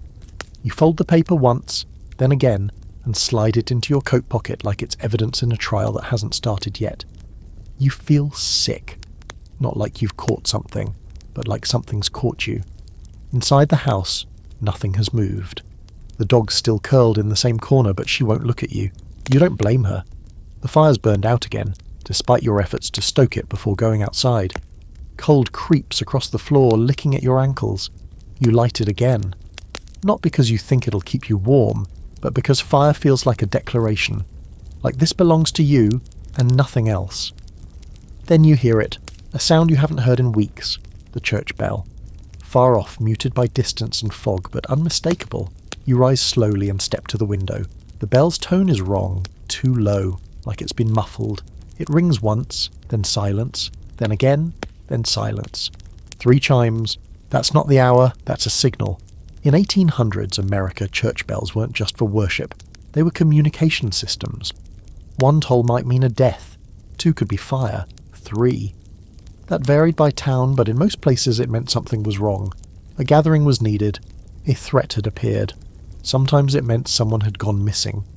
You grab your coat and step outside, rifle slung over your back, heart hammering so hard it makes your vision pulse. The fog is thicker than it was an hour ago, curling through the trees like smoke that doesn't rise. You move quickly, retracing the path toward town, boots crunching through ice-thin patches of snow and soil, still holding the cold from the night before. The woods feel wrong. The air's too still again. No birds, no insects. Just the echo of the bell, each chime slower and softer, like it's drifting further away. Then it stops altogether. You reach the church clearing just as others arrive from the edges of the woods. Neighbours, familiar faces, all looking the same as you. Tired, haunted, hesitant. No one speaks at first. The pastor stands on the steps, pale and drawn, mouth set in a line so thin it could split under pressure. "There was no scheduled ringing today," he says quietly. "No one was in the bell tower."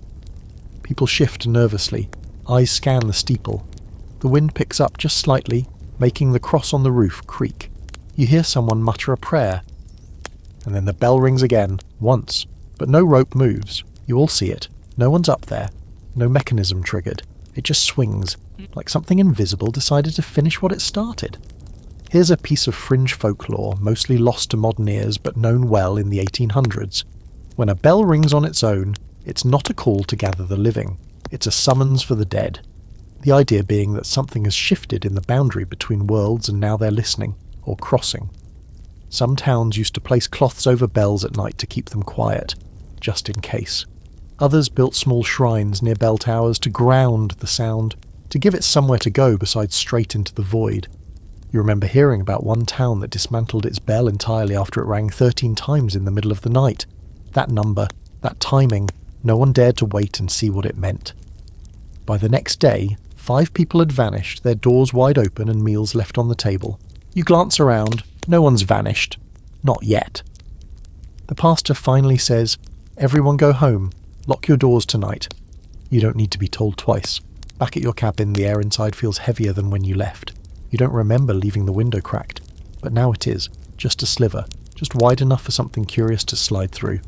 You latch it shut, double-check the cellar, then the attic trapdoor. Everything seems undisturbed, until you step into the kitchen and see the trail. It starts at the well-room door, muddy prints, bare feet, leading across the floor in a perfect line, right up to your writing desk. Your stomach sinks as you follow them, dread blooming behind your ribs. A fresh sheet of paper lies there, your pen beside it, still damp with ink, just one line written, same handwriting, same voice in your head. It says it's not the bell that wakes them, it's the silence afterward. You step back so fast the chair topples, and from the wall behind you, just above the baseboard, you hear a slow scratching sound. Not like something trying to get out, like something tracing letters, writing its own message one scrape at a time. You sit down hard on the floor, breath shallow. You finally understand this thing doesn't want to haunt you. It wants to collaborate. You don't touch the paper, you can't. It's not just the words that stop you, it's the feeling that comes with them, like static crawling across your skin, or cold breath on the back of your neck when no one's there. You stare at the note on your desk until your vision goes blurry. Then you slide it gently into the drawer, shut it, and lock it with a key you haven't used in years. As if that'll help. As if a thing that can trace words through walls can be held back by a splintered piece of pine and a brass pin tumbler. That night you don't light the fire. You sit in darkness, not even the comfort of the lantern. It's not that you want to give up warmth, it's that you're tired of casting shadows. You're tired of seeing things flicker in the corners of your eyes and not knowing if they're real. And more than anything, you're tired of giving the thing in your house more light to play with. Instead, you listen. You learn its patterns, scratching from the north wall just after sundown, knocking from the attic sometime near midnight, and the worst of them all, soft, wet footsteps between the walls around 2 a.m, dragging, uneven, like someone walking barefoot through mud that isn't there. You map it out in your mind, room by room. It never seems to leave. It just shifts, watches, practices. And then, just before dawn, a new sound. The one that finally breaks you. A voice. But not yours this time. It's your mother's, long dead, buried in the orchard, under the white stone with the iron cross nailed to the top. You hear her voice from under the floorboards, whispering the lullaby she used to hum when you were sick as a child. Every word perfect, every pause in the right place. She even stutters slightly on the third line, just like she always did. It's not a memory, it's a performance. And you sit there, knees pulled to your chest, hands clamped over your ears, crying silently while your dead mother sings to you from the dark beneath your floor. It doesn't stop until the sun rises. You want to leave. Every part of you screams for it. Pack a bag, grab the dog, walk to town and never look back. But the thought of leaving the cabin behind, alone, unwatched, terrifies you even more. What happens if it finishes its sentence while you're gone? What happens if someone else walks in and answers? There's a real piece of American folklore that sticks with you now, something you once read in an old frontier almanac someone left behind at the general store. A warning, scribbled between weather predictions and farming tips. If the dead call in a voice you know, don't follow, and never talk back unless you want a part in their story. You remember laughing at it then. Now it doesn't seem so funny. But here's the real kicker. Some of the most disturbing stories from the 1800s weren't about ghosts or monsters at all. They were about trickery. People being lured out of their beds by voices they trusted, drawn to windows by the sound of familiar knock patterns, or walking into the woods barefoot in their nightclothes because someone called their name in just the right tone. Sometimes they came back, sometimes they didn't, and in the worst cases, the ones that never made it into newspapers but lived in whispers, the person did come back, but changed. Quiet, off, eyes a little too wide, laughing at the wrong moments, saying things they shouldn't know, writing in languages they'd never learned. Some families locked them away, others didn't. You think of those stories while staring at your well, trying to work up the nerve to drop the bucket again. You haven't drawn water in days, not since you found that message. You've been drinking melted snow. The well's too quiet now, too still, like it's waiting. But you lower the bucket anyway. It creaks as it descends, rope running smooth through your hands. You wait. The splash comes. You crank it back up, hands raw from the cold, knuckles white. Inside the bucket, water clean, clear, and resting gently at the bottom, curled like a sleeping animal, is a strip of cloth. Red gingham. A perfect match for your mother's old apron, the one buried with her. You tip the bucket, dump the water, cloth and all, back into the dirt. You don't scream, you just stand there for a long time, breath fogging in the early morning light, watching the puddle soak into the frozen ground. That night, you do something desperate. You take the strip of paper from the drawer, you sit at the desk, you pick up your pen, and you write one word beneath the message. No. You don't know what you expect. Fire, a voice, a laugh. What you get is silence, not just quiet, true silence. No wind, no creaks, no night sounds. Even the dog stops breathing loud enough to hear, and then a knock at the front door. One knock, nothing else. You don't move, you don't dare. The knock comes again, slower, then a voice. Yours again, but not from behind the door, from behind you. I knew you'd say something eventually. You turn, no one's there. But on the desk, your pen is still moving, by itself. Finishing the sentence. You don't touch the pen. You don't even get close. You just stand there, watching the ink slide across the page in smooth, deliberate lines, as if guided by an invisible hand with perfect memory of how you write. It finishes the sentence beneath your no, like it had been waiting for permission, not to communicate, but to continue. The ink dries faster than it should. The lantern flickers, not from breeze, but from mood. Even the shadows seem to pull back from the desk, like they know something's just crossed a line. The sentence reads, "Now we understand each other." You step back, heart jackhammering in your chest, mouth dry. It isn't the words that do it, it's the implication. We. There's a we now. Whatever this thing is, it believes you're in on something together. And worse, it might be right. Because you wrote back, you responded, and even if it started as defiance, you know the truth.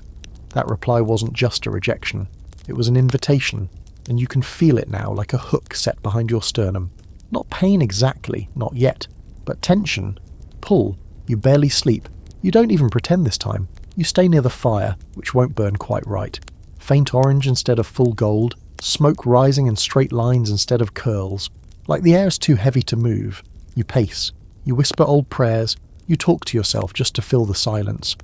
The dog won't come near the desk anymore. She sleeps under the bed now, pressed so deep into the shadows you have to check she's breathing. And then, just before dawn, the sound of hooves. Not a full gallop, just the soft, slow clop, clop, clop of a horse approaching. Your blood runs cold. No one rides this early. Not in this weather. Not without warning. You step onto the porch, rifle in hand, just as the shape appears through the mist. A rider, hooded, on a black horse that doesn't seem to exhale. The figure doesn't wave, doesn't speak, just stops 10 feet from the steps and lifts its head slowly. The hood falls back. You don't recognize the face. It's pale, dry, eyes sunken like they've been staring at something too long. Not quite dead, not quite alive. Familiar, though, in a way that makes your stomach twist. Then it speaks. I heard you answered. The voice is genderless, toneless, like stone scraping stone. The horse stamps the frozen ground once, then stands perfectly still again, steam never rising from its nostrils. You don't reply. You grip the rifle tighter, though you already know it wouldn't help. "I've come to see the writing," the figure says. That's when you realise. The desk. The paper. It's not just correspondence. It's an altar. Or worse, a doorway. Every mark you've made was a key. And now that it's open, things are coming through. Not just shadows and voices. Visitors. You say nothing. You back into the house and slam the door. It doesn't try to follow, not yet. The knocking doesn't come this time. Instead, you hear footsteps circling the house. Slow, measured, deliberate, like someone taking stock. Then silence. You don't go outside until full daylight, when the mist lifts and the forest returns to its usual dead hush. No sign of the rider, no hoofprints in the dirt, no broken twigs. But on your porch rail, carved into the wood, a phrase, "Don't leave anything unfinished." You try to scrub it out. It won't come. You try to sand it, still there. You gouge it with your knife, deeper than the letters. But even then, when the sun hits it just right, the words reappear faintly beneath the grain, like the wood wants to remember. Later that day, you check the old shed out back. It's the one place you haven't been since this started, and when you open the door, you know why. The walls inside are covered in writing, in your handwriting, all of it. Words, sentences, fragments, some from your journals, others from letters you never sent, some you've never seen before, but you wrote them, you can tell. The looping G and the slant of the T, the way you cross your F only halfway up, you stare, stunned. The shed was empty last you checked. Nothing but old tools and rotting rope. Now it's filled wall to wall with you, and worse, there's still room for more. The far wall is blank, waiting. You walk back to the house in a daze. When you open the door, the paper is gone. The pen is dry. But on the wall beside your desk, someone, or something, has carved 3 deep lines. Long, vertical, like tally marks. The first time it knocked, the first time it scraped, the first time it spoke. You light the lantern and stare at the flame until your eyes burn. You don't eat. You don't sleep. And that night something changes again. This time you don't hear your voice, or your mother's. You hear the dog's bark, echoing from inside the walls, not the bark she makes when she's scared, the one she makes when she's chained. You bolt to her hiding spot under the bed, but she's gone. Not a sound, not a paw print. Just her collar lying there in the dust, still warm. You sit on the floor, arms around your knees, whispering her name like that might bring her back. And from deep in the wall you hear the sound of nails scraping wood. Not trying to escape, trying to dig deeper. You don't sleep, not a wink. You sit upright all night, back pressed to the wall, furthest from the dog's collar, clutching the rifle like it'll do something against a wall that eats voices and gives them back wrong. You're past fear now. What you feel is hollow. The kind of emptiness that takes root in your spine and blooms up through your skull like rot. The kind of quiet that makes you start listening for your own breath, just to be sure you're still real. At dawn you walk the perimeter of the house. Not to look for the dog, you already know she's not out there, but to look for signs that anything is still bound by natural law. Hoofprints, scorch marks, anything. But there's nothing. The forest is still. The air too dry for snow, too cold for rain. There are no birds, no wind. Even your boots feel too quiet in the frozen grass. You step back inside, and for the first time since this started, you notice something that chills you more than any voice or knock. The clock isn't ticking. The old wall clock above the hearth, wound religiously every Sunday since your father installed it. It's still. Its hands frozen at 3:14 a.m. You hadn't noticed the moment it stopped. You didn't hear the mechanism grind to a halt or the chime fail to ring. And now that you're looking, you realise you don't know what time it is anymore. Not really. The days blur, the nights stretch, and whatever rhythm your body once followed, it doesn't work here anymore. You wind the clock, nothing. You touch the pendulum, it won't budge. It's like time itself is dug in its heels. Now here's a thing they don't teach you in school. In the 1800s, people feared being buried alive more than they feared death itself. And not just because of sensational stories. They had good reason. Medicine wasn't precise, and cases of premature burial were disturbingly common. Coffins were sometimes fitted with bells, strings tied to the deceased's hand in case they woke up underground. The idea of being aware, trapped, unable to move, it haunted people worse than ghosts. You think of that now, not because you're buried, but because this feels like that. Like you're trapped beneath something. Not dirt, something older, thicker. A pause that stretches across your entire house like a veil. You light a fire out of habit. It burns low, reluctant. You sit by it and try to remember your dog's name. Not her cool name, her real one. The one your sister gave her as a pup, but it won't come. Your mouth moves, but nothing sticks, like the word's been scrubbed from your memory with sandpaper.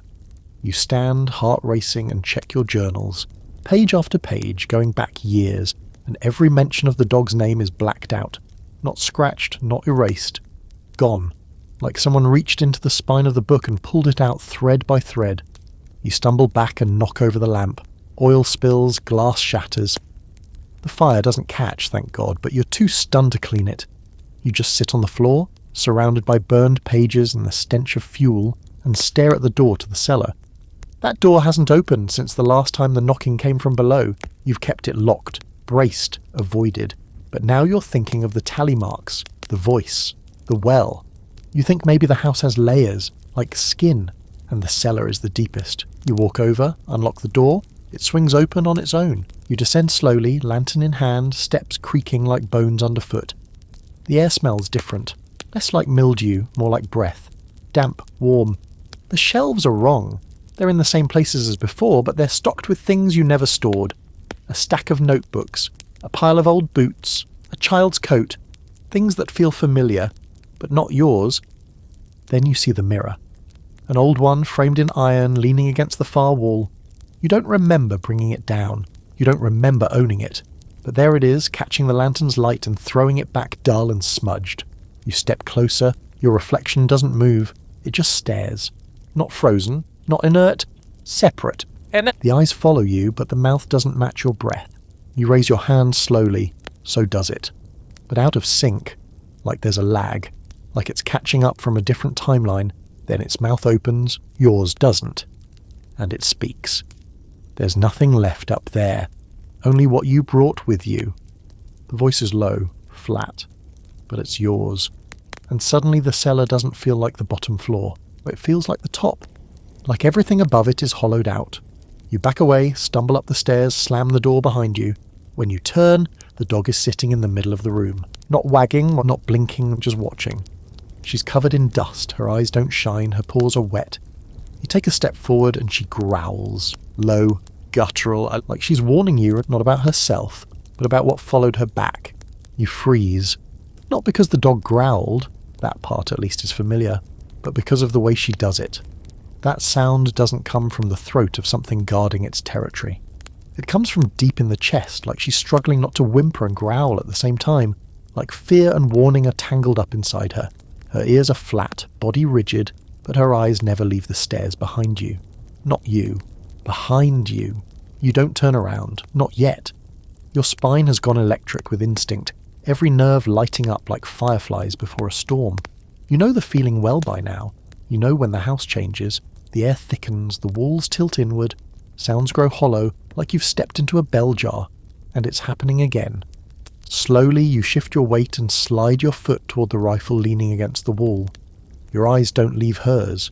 You don't call her name, because you can't remember it. Not really. It's still gone. Scraped clean. Like someone lifted it from your mind and pocketed it like a coin. You grab the rifle, and then you turn. The cellar door is open. You closed it. You locked it. Now it stands half ajar, and behind it nothing but shadow. No smell. No noise. Just cold, coiled black. You lift the rifle, but your hands shake. Not from fear of something charging out, but from what you already suspect. You're not looking at a place anymore. Not a room. You're looking at a mouth. And it's waiting for you to step back inside. For a moment you see movement. A shimmer in the dark, like oil on water. But instead of reflecting light, it seems to swallow it. You blink. Gone. You want to shut the door, but you're not sure what closing it would do now. The line's already been crossed. And you think, maybe it wanted to be opened again. Maybe all this time it's been guiding you back to this threshold. First with sounds, then words, then faces, now silence. There's a real fear among historians that we sanitize the past too much, that we forget how raw it was. In the 1800s, the line between life and death wasn't sharp. It was smudged. People lived with the dead, sometimes literally. in bedrooms, on back porches in winter, waiting for ground soft enough to dig a grave. And in that smudging, strange beliefs festered, not out of ignorance, but necessity. Like the belief that if you heard your name called and answered aloud, you were giving something permission to enter your home. That if you opened a door in the middle of the night without looking through it first, you were inviting whatever waited on the other side to choose its form. People scratch symbols into door frames not for decoration, but to remind themselves not to cross a threshold at the wrong time. You think of that now as you stare into the cellar, and then, just as you step back, the door closes on its own, quiet, gentle, like a sigh. You spend the rest of the day trying to reclaim your sense of ownership. You sweep. You fix the torn curtain in the bedroom. You patch a crack in the porch post. All those normal things that make a house feel like it's yours, but it's performative. You're just staging comfort now, dressing up a corpse. By nightfall, the dog still hasn't moved from her spot. She follows you with her eyes but refuses to step into the hallway.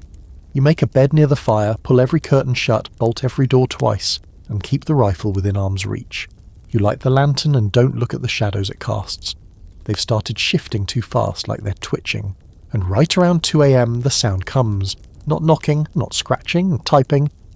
You sit up fast, unsure at first if it's real. But there it is. A slow, deliberate tapping of typewriter keys. But you don't have a typewriter. You never did.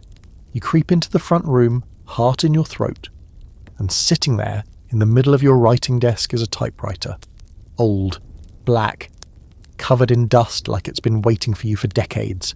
Its ribbon is dry, but somehow the keys strike with wet, inky clicks. You step closer. There's a sheet of paper already threaded in, and on it, words, a message, typed in a font that matches no machine you've ever seen. A little too crisp, a little too sharp. It says, "You are the final author. Finish it." You back away. The keys twitch again. T-H-E. Then nothing. You rip the page out and toss it into the fire. The dog barks once, harsh, panicked. But the typewriter starts typing again. Faster this time. Pages fill, line after line, you don't read them. You tear them out, feed them to the flames, one after another. And every time you burn a page, another appears. Like it already knows what comes next. Like it's not writing the story, just translating it. At some point, you scream. At some point, you're crying. But the typewriter just keeps going, keys clacking like bones against teeth, until it stops. You collapse into the chair, spent, breath ragged, and on the last page, still warm from the ribbon, are 4 words. It ends with you. You don't know how long you stare at that final page. The type is too clean, too precise, like each letter was pressed not with ink but intent. The paper feels heavier than it should, too, like it's soaked with something you can't see. Your hands tremble as you set it down. You don't burn this one, not yet, because something in your gut says this page isn't meant for fire. It's meant for you. You whisper the words to yourself. It ends with you. And as soon as they leave your mouth, the house responds. A long groan rolls through the beams, low, aching, not quite wood and not quite wind. The kind of sound you hear in your own body when you're just about to collapse. Then silence. A deep, unnatural one. Not the absence of noise, but the kind of void that pulls at your ears, that makes your bones feel too loud inside your skin. You can't hear the fire, or the dog, or your own breath. Just nothing. You stand too fast, knock over the chair, and suddenly the silence breaks. The clock starts ticking again. Loud. Too loud. Each tick lands like a hammer in your chest. You run your hands through your hair, panicked and shaking, trying to make sense of it. What does it want? What is this? You've been told again and again to finish something, the writing, the sentence, but no one ever told you why. You pick up the page again. The words are still there, but now, faintly etched into the bottom corner, almost too pale to see, is a second line. Or it begins again. You feel sick, like the ground beneath you just moved, even though you're standing still. The floor doesn't tilt. You do. The room leans left, then steadies. Your balance wobbles. Your vision darkens at the edges for a moment, and then it all levels out, like you just passed through something you didn't understand. You stumble outside into the cold, desperate for air. The sky's the colour of ash, clouds heavy with snow that hasn't come yet. The trees sway like they're trying to whisper but forgot the language. You breathe deep, but even the air feels wrong now. Thick, slow, like breathing soup through a straw. You walk to the well, the bucket's gone, the rope too, just the mouth of the stone ring gaping open like a lidless eye. You step closer, and you hear it, typing from below, not loud, not fast, just steady. Keys clicking deep beneath the earth, like someone buried is still working, still writing.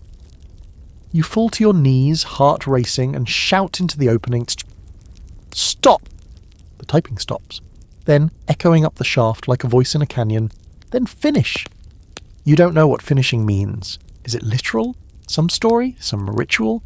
Is this thing tied to the house? To you? To everyone?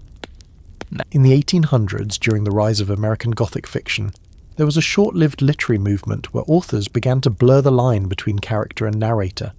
Some believed that stories, once begun, had to be finished, or they would take on lives of their own. There were pamphlets written by preachers warning against reading unfinished tales aloud by candlelight, saying the stories could hear and choose to continue themselves through the reader. Most thought it was a metaphor, a scare tactic. You're not so sure now, because this story's moving on its own. That night, you go to the shed. You bring the lantern and the rifle. The writings are still there, your words, notebooks and phrases, but they've started to shift, rearranging. On one wall, they've formed a perfect spiral of text, curling inward like a whirlpool. You follow the spiral with your eyes, line by line, and at the centre, a single phrase, written over and over in tighter and tighter script. I see you. You drop the lantern. It doesn't shatter, but the flame dies. The dark wraps around you instantly, too fast like it was waiting. You run. Back inside, you barricade the door, you light every lamp, every candle, you turn the clock to the wall, and you sit at your desk, the typewriter in front of you, a fresh page threaded and waiting. You stare at the keys. They don't move. This time it's waiting on you. And for the first time since this nightmare began, you make a choice. You type, not just a word, a line. This is my story now. The keys respond immediately as they type, "Good," and then tell it right. The dog lets out a long, low whine from the corner. You begin to write. Not because you want to, because you have to. Every line that pours from you feels like pulling thread from your own stomach. You're bleeding it out, word by word. The house creaks in rhythm, the walls thrum, and for a while it feels like maybe you're winning. But then you make a mistake. You stop, just for a second, and from the corner of the room, a voice that isn't yours hisses, "Don't leave it unfinished." You turn, and the dog is standing on her hind legs, head tilted, mouth hanging open too wide, too wrong. Her eyes are yours, and she says again, "Don't you dare stop." You slam the carriage return so hard it rings like a gunshot. The dog, the thing wearing her shape, jerks back, jaw snapping shut, eyes flickering. For a heartbeat you see her, really see her. The familiar tilt of the head, the old scar on her muzzle. Then it's gone, overwritten by something colder. You don't hesitate. You type again, fingers flying, not letting the silence gather teeth. You write about daylight, about chores and coffee gone thin, about the honest ache in your shoulders after chopping wood. You write about names, your mother's, your sister's, the dog's, and you write the dog's name wrong on purpose. You misspell it twice, 3 times. The keys hesitate. The house shudders, like you just stepped on a loose stair. Somewhere inside the wall something snarls. Good. You keep going. You realise then what the scholars argue about in footnotes and letters no one reads anymore. Stories don't just want endings. They want authority. They want a voice that claims the ground it stands on. And this thing, whatever crawled up from below, whatever learned your handwriting and borrowed your breath, it's been freelancing. Parasitizing unfinished thoughts, abandoned sentences, grief left ajar like a door at night. You won't give it that anymore. You type a rule. Plain, unromantic. The kind of sentence that sounds boring enough to be true. No one speaks for me, but me. The keys clack, reluctant. The ribbon squeals. The dog-shape whimpers. The wall behind you pulses once, then stills. You type another rule. No door opens without a body to open it. The cellar thumps, not a knock. More like a cough, choked and swallowed. You type a third. Names belong to the living. The attic sighs, boards easing, a pressure letting go. The house listens, not happily, but it listens. You keep your head down and write the day as it should be. You write the sun arriving without permission. You write frost melting where it shouldn't. You write birds remembering how to sing. You write the well as water again, not a mouth. You write the clock restarting because springs and gears don't care about hauntings. The typewriter resists, then yields like a stubborn mule finally giving ground. Time passes strangely. You don't know if it's minutes or hours. Your hands cramp. Ink smears your cuffs. When you look up, the dog, your dog, is lying on her side, chest rising and falling. She smells like dust and smoke and herself. You whisper her name, wrong once then right. Her ear flicks. Behind you the walls begin to sweat. Not water, words. Letters seeping through the grain like sap. They drip and fall and scatter across the floor, losing shape as they land, becoming just scratches again. You don't look at them. You don't need to. You keep typing. You remember a debate you heard once at the general store, two men arguing over whether stories end or just stop being told. One said endings were lies people told themselves. The other said endings were fences. You didn't have to love them, but they kept things from wandering. You side with fences now. You write an ending that is small on purpose. No blaze, no banishment, no righteous thunder. You write that the night loosens its grip because it's tired. You write that the thing under the floor runs out of echoes. You write that the house remembers it was built by hands, not hunger. You write that nothing clever happens next.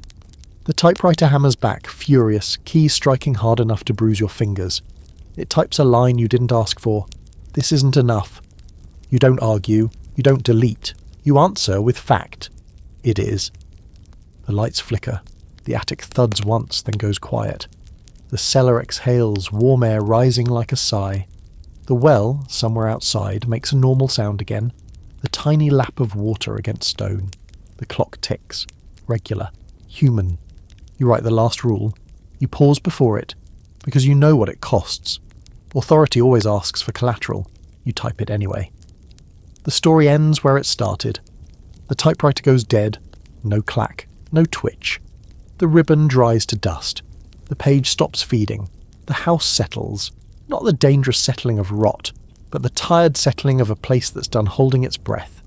You sit there until dawn. When light finally creeps in, it looks ordinary, almost rude in its normalcy. You step outside. The porch rail is clean, no words carved into it. The shed walls are bare wood again, old nails and sun stains, nothing more. The well's bucket rests where it should, rope coiled neat. You lower it. Water comes up cold and honest. You drink. Neighbours pass on the road and wave. One asks if you heard the bell last night. You shake your head. You did not. Inside you gather the pages you wrote and stack them. There are fewer than you expect. Endings are like that. You place them in the stove and strike a match. The paper catches and curls, ash lifting, then settling. You don't feel triumphant. You feel emptied, which is close enough to peace. That night, you sleep. Not the deep, dreamless kind. Sleep with edges. You wake once to a noise and reach for the rifle out of habit. It's just the house cooling. Just wood being wood. You let go and drift back under. In the morning you find one last thing on the desk, not a page, not ink. A single word pressed into the grain, shallow as a fingerprint. Just a dash, a pause, not a period. You smile, thin and tired, and rub it away with your thumb until the wood warms and forgets. You go about your day. You chop wood. You mend a hinge. You call the dog by her name and she comes. When the sun drops, the dark comes with it, but it stays outside where it belongs. And when night presses its ear to your walls, listening for a sentence to finish, it hears only this. Nothing more to say. A week passes, then two. The nights go quiet. Not unnaturally so, no void pressing through the cracks, no pauses that feel like questions, but the kind of quiet that belongs to winter. Honest silence. The kind that carries only the soft hush of snow falling off a branch, or the tick of frost stretching across glass. You don't sleep deeply, not yet, but you sleep. You wake up without dread, and every morning there's one more thing that reminds you you're back in the world of the living. Your dog curled by the hearth, chest rising and falling with a rhythm that feels like a promise. You still don't go down into the cellar, not because you're afraid exactly, just because you don't want to give it attention. Attention is permission, and you're careful now about what you let into your thinking. You don't speak to the house out loud anymore. You don't whisper names unless the thing you're calling is looking you in the eye. These are small rules, private rules, but they're yours, and they've held so far. The typewriter is gone. You didn't throw it out. It simply vanished one morning, leaving behind only the square outline of dust where it sat. You didn't panic. You didn't even check the shed. You just cleaned the desk, made tea, and wrote something by hand. Your pen didn't move on its own. The ink didn't dry into shapes you didn't remember writing. You folded the page, placed it in a drawer, and never read it again. Still, some things haven't come back. The clock works, but it lags just a little, like it's tired of being exact. The mirror in your bedroom doesn't fog when you breathe near it. You've caught your reflection blinking out of sync once or twice, but never when you're looking directly at it. You don't ask questions about that. Not anymore. You know the story isn't gone. It's just not here. Because that's the part no one tells you, stories. Once started, never really end. They migrate.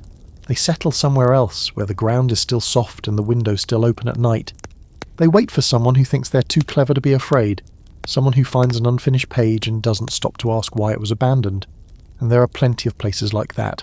Especially now. One day, you decide to walk the old trail past the orchard, out where the land dips toward the river. You haven't gone that way since autumn. The trees still stand bare, like ghosts frozen mid-bow, and the snow is shallow enough to crunch but not conceal. Your boots leave a path behind you, linear, clean. You carry no gun, just a scarf, a knife, and the steady conviction of someone who's been through something nameless and lived. As you reach the bend in the trail, you see something strange, a figure, far off, standing where the path splits between the water and the road back to town. At first you think it's a scarecrow, still, slumped. Then it lifts its arm, slowly, like someone remembering how. It waves once, not beckoning, just acknowledgement. You don't wave back. You turn around and walk home. You don't tell anyone about it. You don't describe the way the head tilted or how the shoulders twitched in time with the ticking of your heart. You don't admit that the moment you turned your back you felt a gust of wind that smelled like lamp oil and burning ink. You don't say the word typewriter out loud, even in your own mind. That night you make a small change. You carve a symbol into the lintel above your door, not a cross, not a sigil, just a straight line flanked by 2 dots. It doesn't mean anything, but it reminds you of a face, a watching face, and that's enough. When you sleep, you dream. Not the warped, half-conscious slipping of your fear-riddled nights. These are better, calmer, but there's a pattern. You're always standing somewhere dark, not frightening, just vast. And you hear tapping, not keys and not fingernails, just gentle tapping. Morse code you've never learned. You never respond. You wake up before it finishes. You think that might be the point. Historical oddity for you. In some towns during the late 1800s, families developed coded knocks to use at the front door after sunset. Not just to identify each other, but to protect themselves. The idea was that spirits couldn't mimic rhythm well. They'd knock too fast or too slow or forget the pause. It became part of nightly routine. You knock, you wait, you knock again, and only then does the door open. You do that now, even when coming home to your own house. One night, just after supper, you hear a knock at the door. Not frantic, not demanding, just off. No rhythm, no second attempt. You don't move, you wait 3 minutes, then 5. You crack the curtain and peek through. There's no one there. But resting on the porch is a single sheet of paper. Folded neatly, no wind touches it.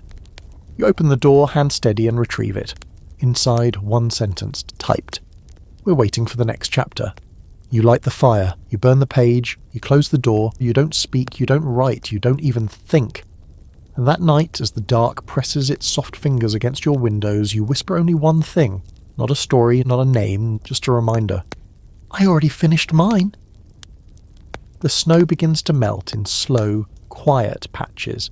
First at the edges of the cabin where the eaves drip into muddy wells, then along the fence line where the sun lingers longer in the afternoon. The forest stays bare and watchful, but the worst of the cold has broken. You mark the days with pencil scratches on the doorframe, not because you need to track them, but because it feels good to record something that won't look back. There's peace in that. In tally marks that don't shift when you blink. You chop wood again, restack it against the cabin, this time neater than before. You plant early garlic in the soft, wet earth behind the shed, just to see if anything will grow. You take walks, short ones, out to the ridge and back. You never go as far as the split trail. You don't need to see the figure again. You already know it's still out there, just beyond view, waiting to see if you'll come looking for it. Inside the house, the typewriter never returns, but you dream about it. Sometimes you see it on fire in a field. Other times, it's sunk halfway into the earth, still clacking away as the soil pulls it under. You don't wake up screaming anymore. You just write the dreams down in a new journal, one you keep by the bed, not in the desk. The pages stay blank except for your words. No messages appear, no corrections, just your thoughts, shaky and slow, returning one paragraph at a time. The dog has healed. She no longer flinches at noises, no longer watches the walls when you're not looking. You gave her a new name, something simple, short, unconnected. You never say the old one, not because you're afraid, but because it doesn't belong to this version of her or you. Some things you leave behind for good. That includes the cellar. The trapdoor remains sealed, not with locks or furniture, but with a thick coat of paint. You scrawled a line across it before it dried. Not a warning, just a statement. Below this, nothing speaks. You meant it, and so far the silence beneath your feet has kept to itself, but you still get letters. They come by post, handwritten. Different paper each time, different ink, always unsigned. They arrive once a week. You know before you open them what they'll say. Not because you've seen them before, but because you feel the intent. You read them anyway. Some are polite. Would you consider revisiting the premise? Others are less so. We know you're still writing. One simply reads, "Don't flatter yourself. This was never just your story. You burn them all, never in the same fire twice. You don't want the ashes to pile up in one place. Still, you write. Privately, in your own words, not stories exactly, not yet. Observations, short scenes, snatches of dialogue from no one in particular, things you don't intend to share but that feel necessary to write down. You've noticed when you do, the shadows in the house behave. The floor doesn't creak unexpectedly. The windows don't frost over from the inside. It's as if the act of choosing what to write and what not to is its own form of protection. One night in early spring, you wake to find the fire still burning and your journal open beside you. The last sentence you wrote stares up at you, fresh and wet, even though the ink pen rests dry across the page. You didn't write it. It says, "We can help you begin again." You tear out the page, you write your own line. You're not invited.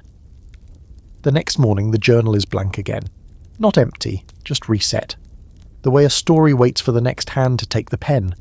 You take a walk into town, not to visit anyone, just to walk, to feel the weight of your boots on soil someone else has touched. The storekeeper nods at you like he always has. The pastor asks if you'll be at service Sunday. You say maybe. You probably won't, but it's good to be asked. At the edge of town, a woman you don't know hands you a folded sheet of paper. You hesitate. She smiles politely. "It's for you," she says, "from them." You nod, pocket it, burn it later in a separate fire pit. You never read it. That night the house is warm, steady, quiet. You don't light the lanterns. The moon does the work. You sit by the window, mug in hand, staring at the reflection of yourself in the glass. Not distorted, not lagging, just you.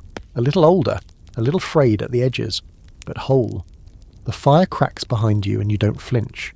You've thought about the sentence. It ends with you. You've rolled it around in your mouth like a prayer, a threat, a question. But the truth is simpler. It ended with you, and that's enough. But something inside you, something curious, quiet, no longer scared, asks what if it begins again. You smile, you say nothing. You close the journal and go to sleep, the dog breathing steady beside the bed. Outside, the wind rustles the trees just a little, and somewhere far off something waits, not for you, but for the next hand. The thaw settles in for good by mid-April, not with any grand gesture, just the slow, persistent drip of snow giving up its shape. The roof leaks once, and you patch it without a word. The floorboards dry and groan in their own rhythm. Nothing unnatural, nothing hungry. You feel yourself adjusting too, not back to how things were. There is no before to return to, but forward, into a life that doesn't need permission to continue. You spend more time outside. You rake old leaves from the garden. You repair the fencing near the south edge of the property, where the posts had gone soft with rot. The work is honest. No voices in the trees, no names in the dirt. You whistle sometimes, not because you mean to, but because it bubbles up, like something testing the air again, cautiously, joy-shaped. At night, The house breathes with you. That's how you think of it now. Not haunted, not alive, just attuned. It responds to your weight on the stairs, your voice when you read aloud, your footsteps on cold mornings. It doesn't threaten anymore. It listens. Sometimes you wonder if it was ever truly the threat, or just the page the story chose to write itself on. Maybe it got used too. You keep a second journal now, separate from the one on your nightstand. This one lives in the drawer beneath a pile of letters you've never opened. It's where you write the things you don't want to forget. Details, rules, warnings, not for you, for whoever comes next, because someone will. Maybe a traveller caught in a storm, maybe a curious stranger who asked too many questions, maybe someone like you, who inherited the land and the silence and had no idea what the silence meant. You write plainly, no drama, just the facts. Don't answer your name after dark. Don't finish any sentence you didn't start. If a voice calls from the well, walk away. And the most important one, burn the pages, not the pen. Because you've figured it out now. The thing never wanted destruction. It wanted creation. It wanted a collaborator, a co-author, a scribe who wouldn't flinch when the words turned strange. But that means you hold the real weapon, not the matches, not the rifle, the pen, the act of choosing what to say, what not to say, and when to stop. You test it one night just to see. You open the cellar door, no sound, no sighs, just darkness and the smell of dirt and cold stone. You close it again, slow and deliberate. You write one line in your bedside journal. I'm not afraid of you anymore. You wait. Nothing happens, no knock, no whisper, no typed reply. You smile, and for once it feels full.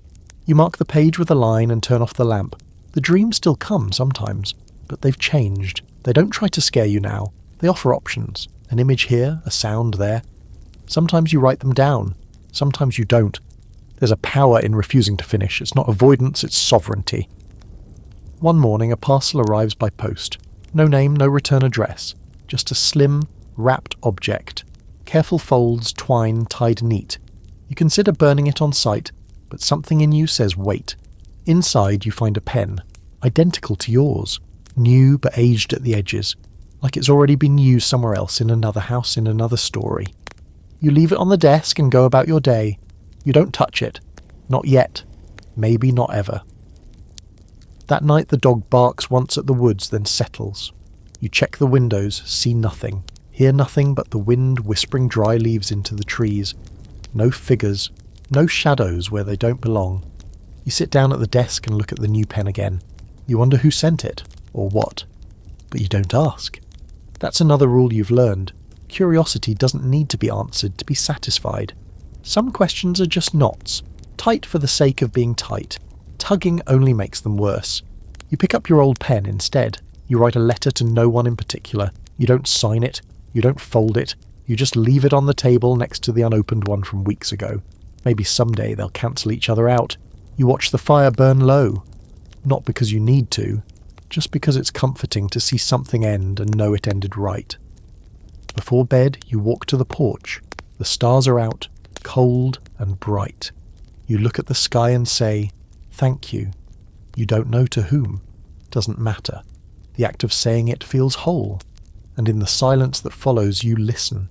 You hear nothing strange. Just the wind, the creak of the house, the slow stretch of old wood remembering it was built to stand.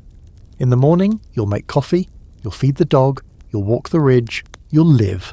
And far away, in another house where someone has just found their first message typed by a machine they don't own, a new story will begin. You won't be part of it. But you are the ending, and endings, when earned, echo longer than fear. So that's it. The fire's low now. Just embers, pulsing like a heartbeat under ash. Your breath sinks with the quiet, the long exhales between creaks of settling wood. You made it.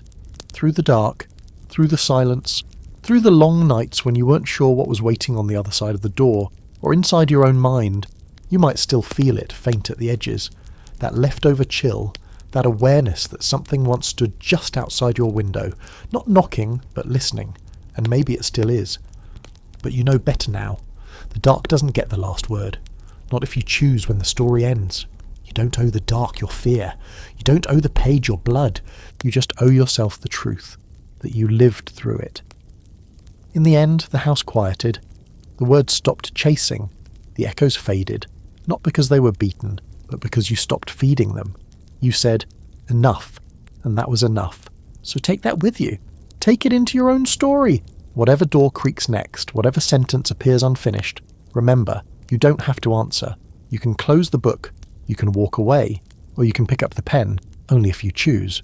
Now take one last breath. Let it out slow. Feel your pulse settle. Let the chill lift from your shoulders like the last weight of winter, because tonight the house is quiet. The well is still, and no one is typing. You're safe, and it's time to sleep.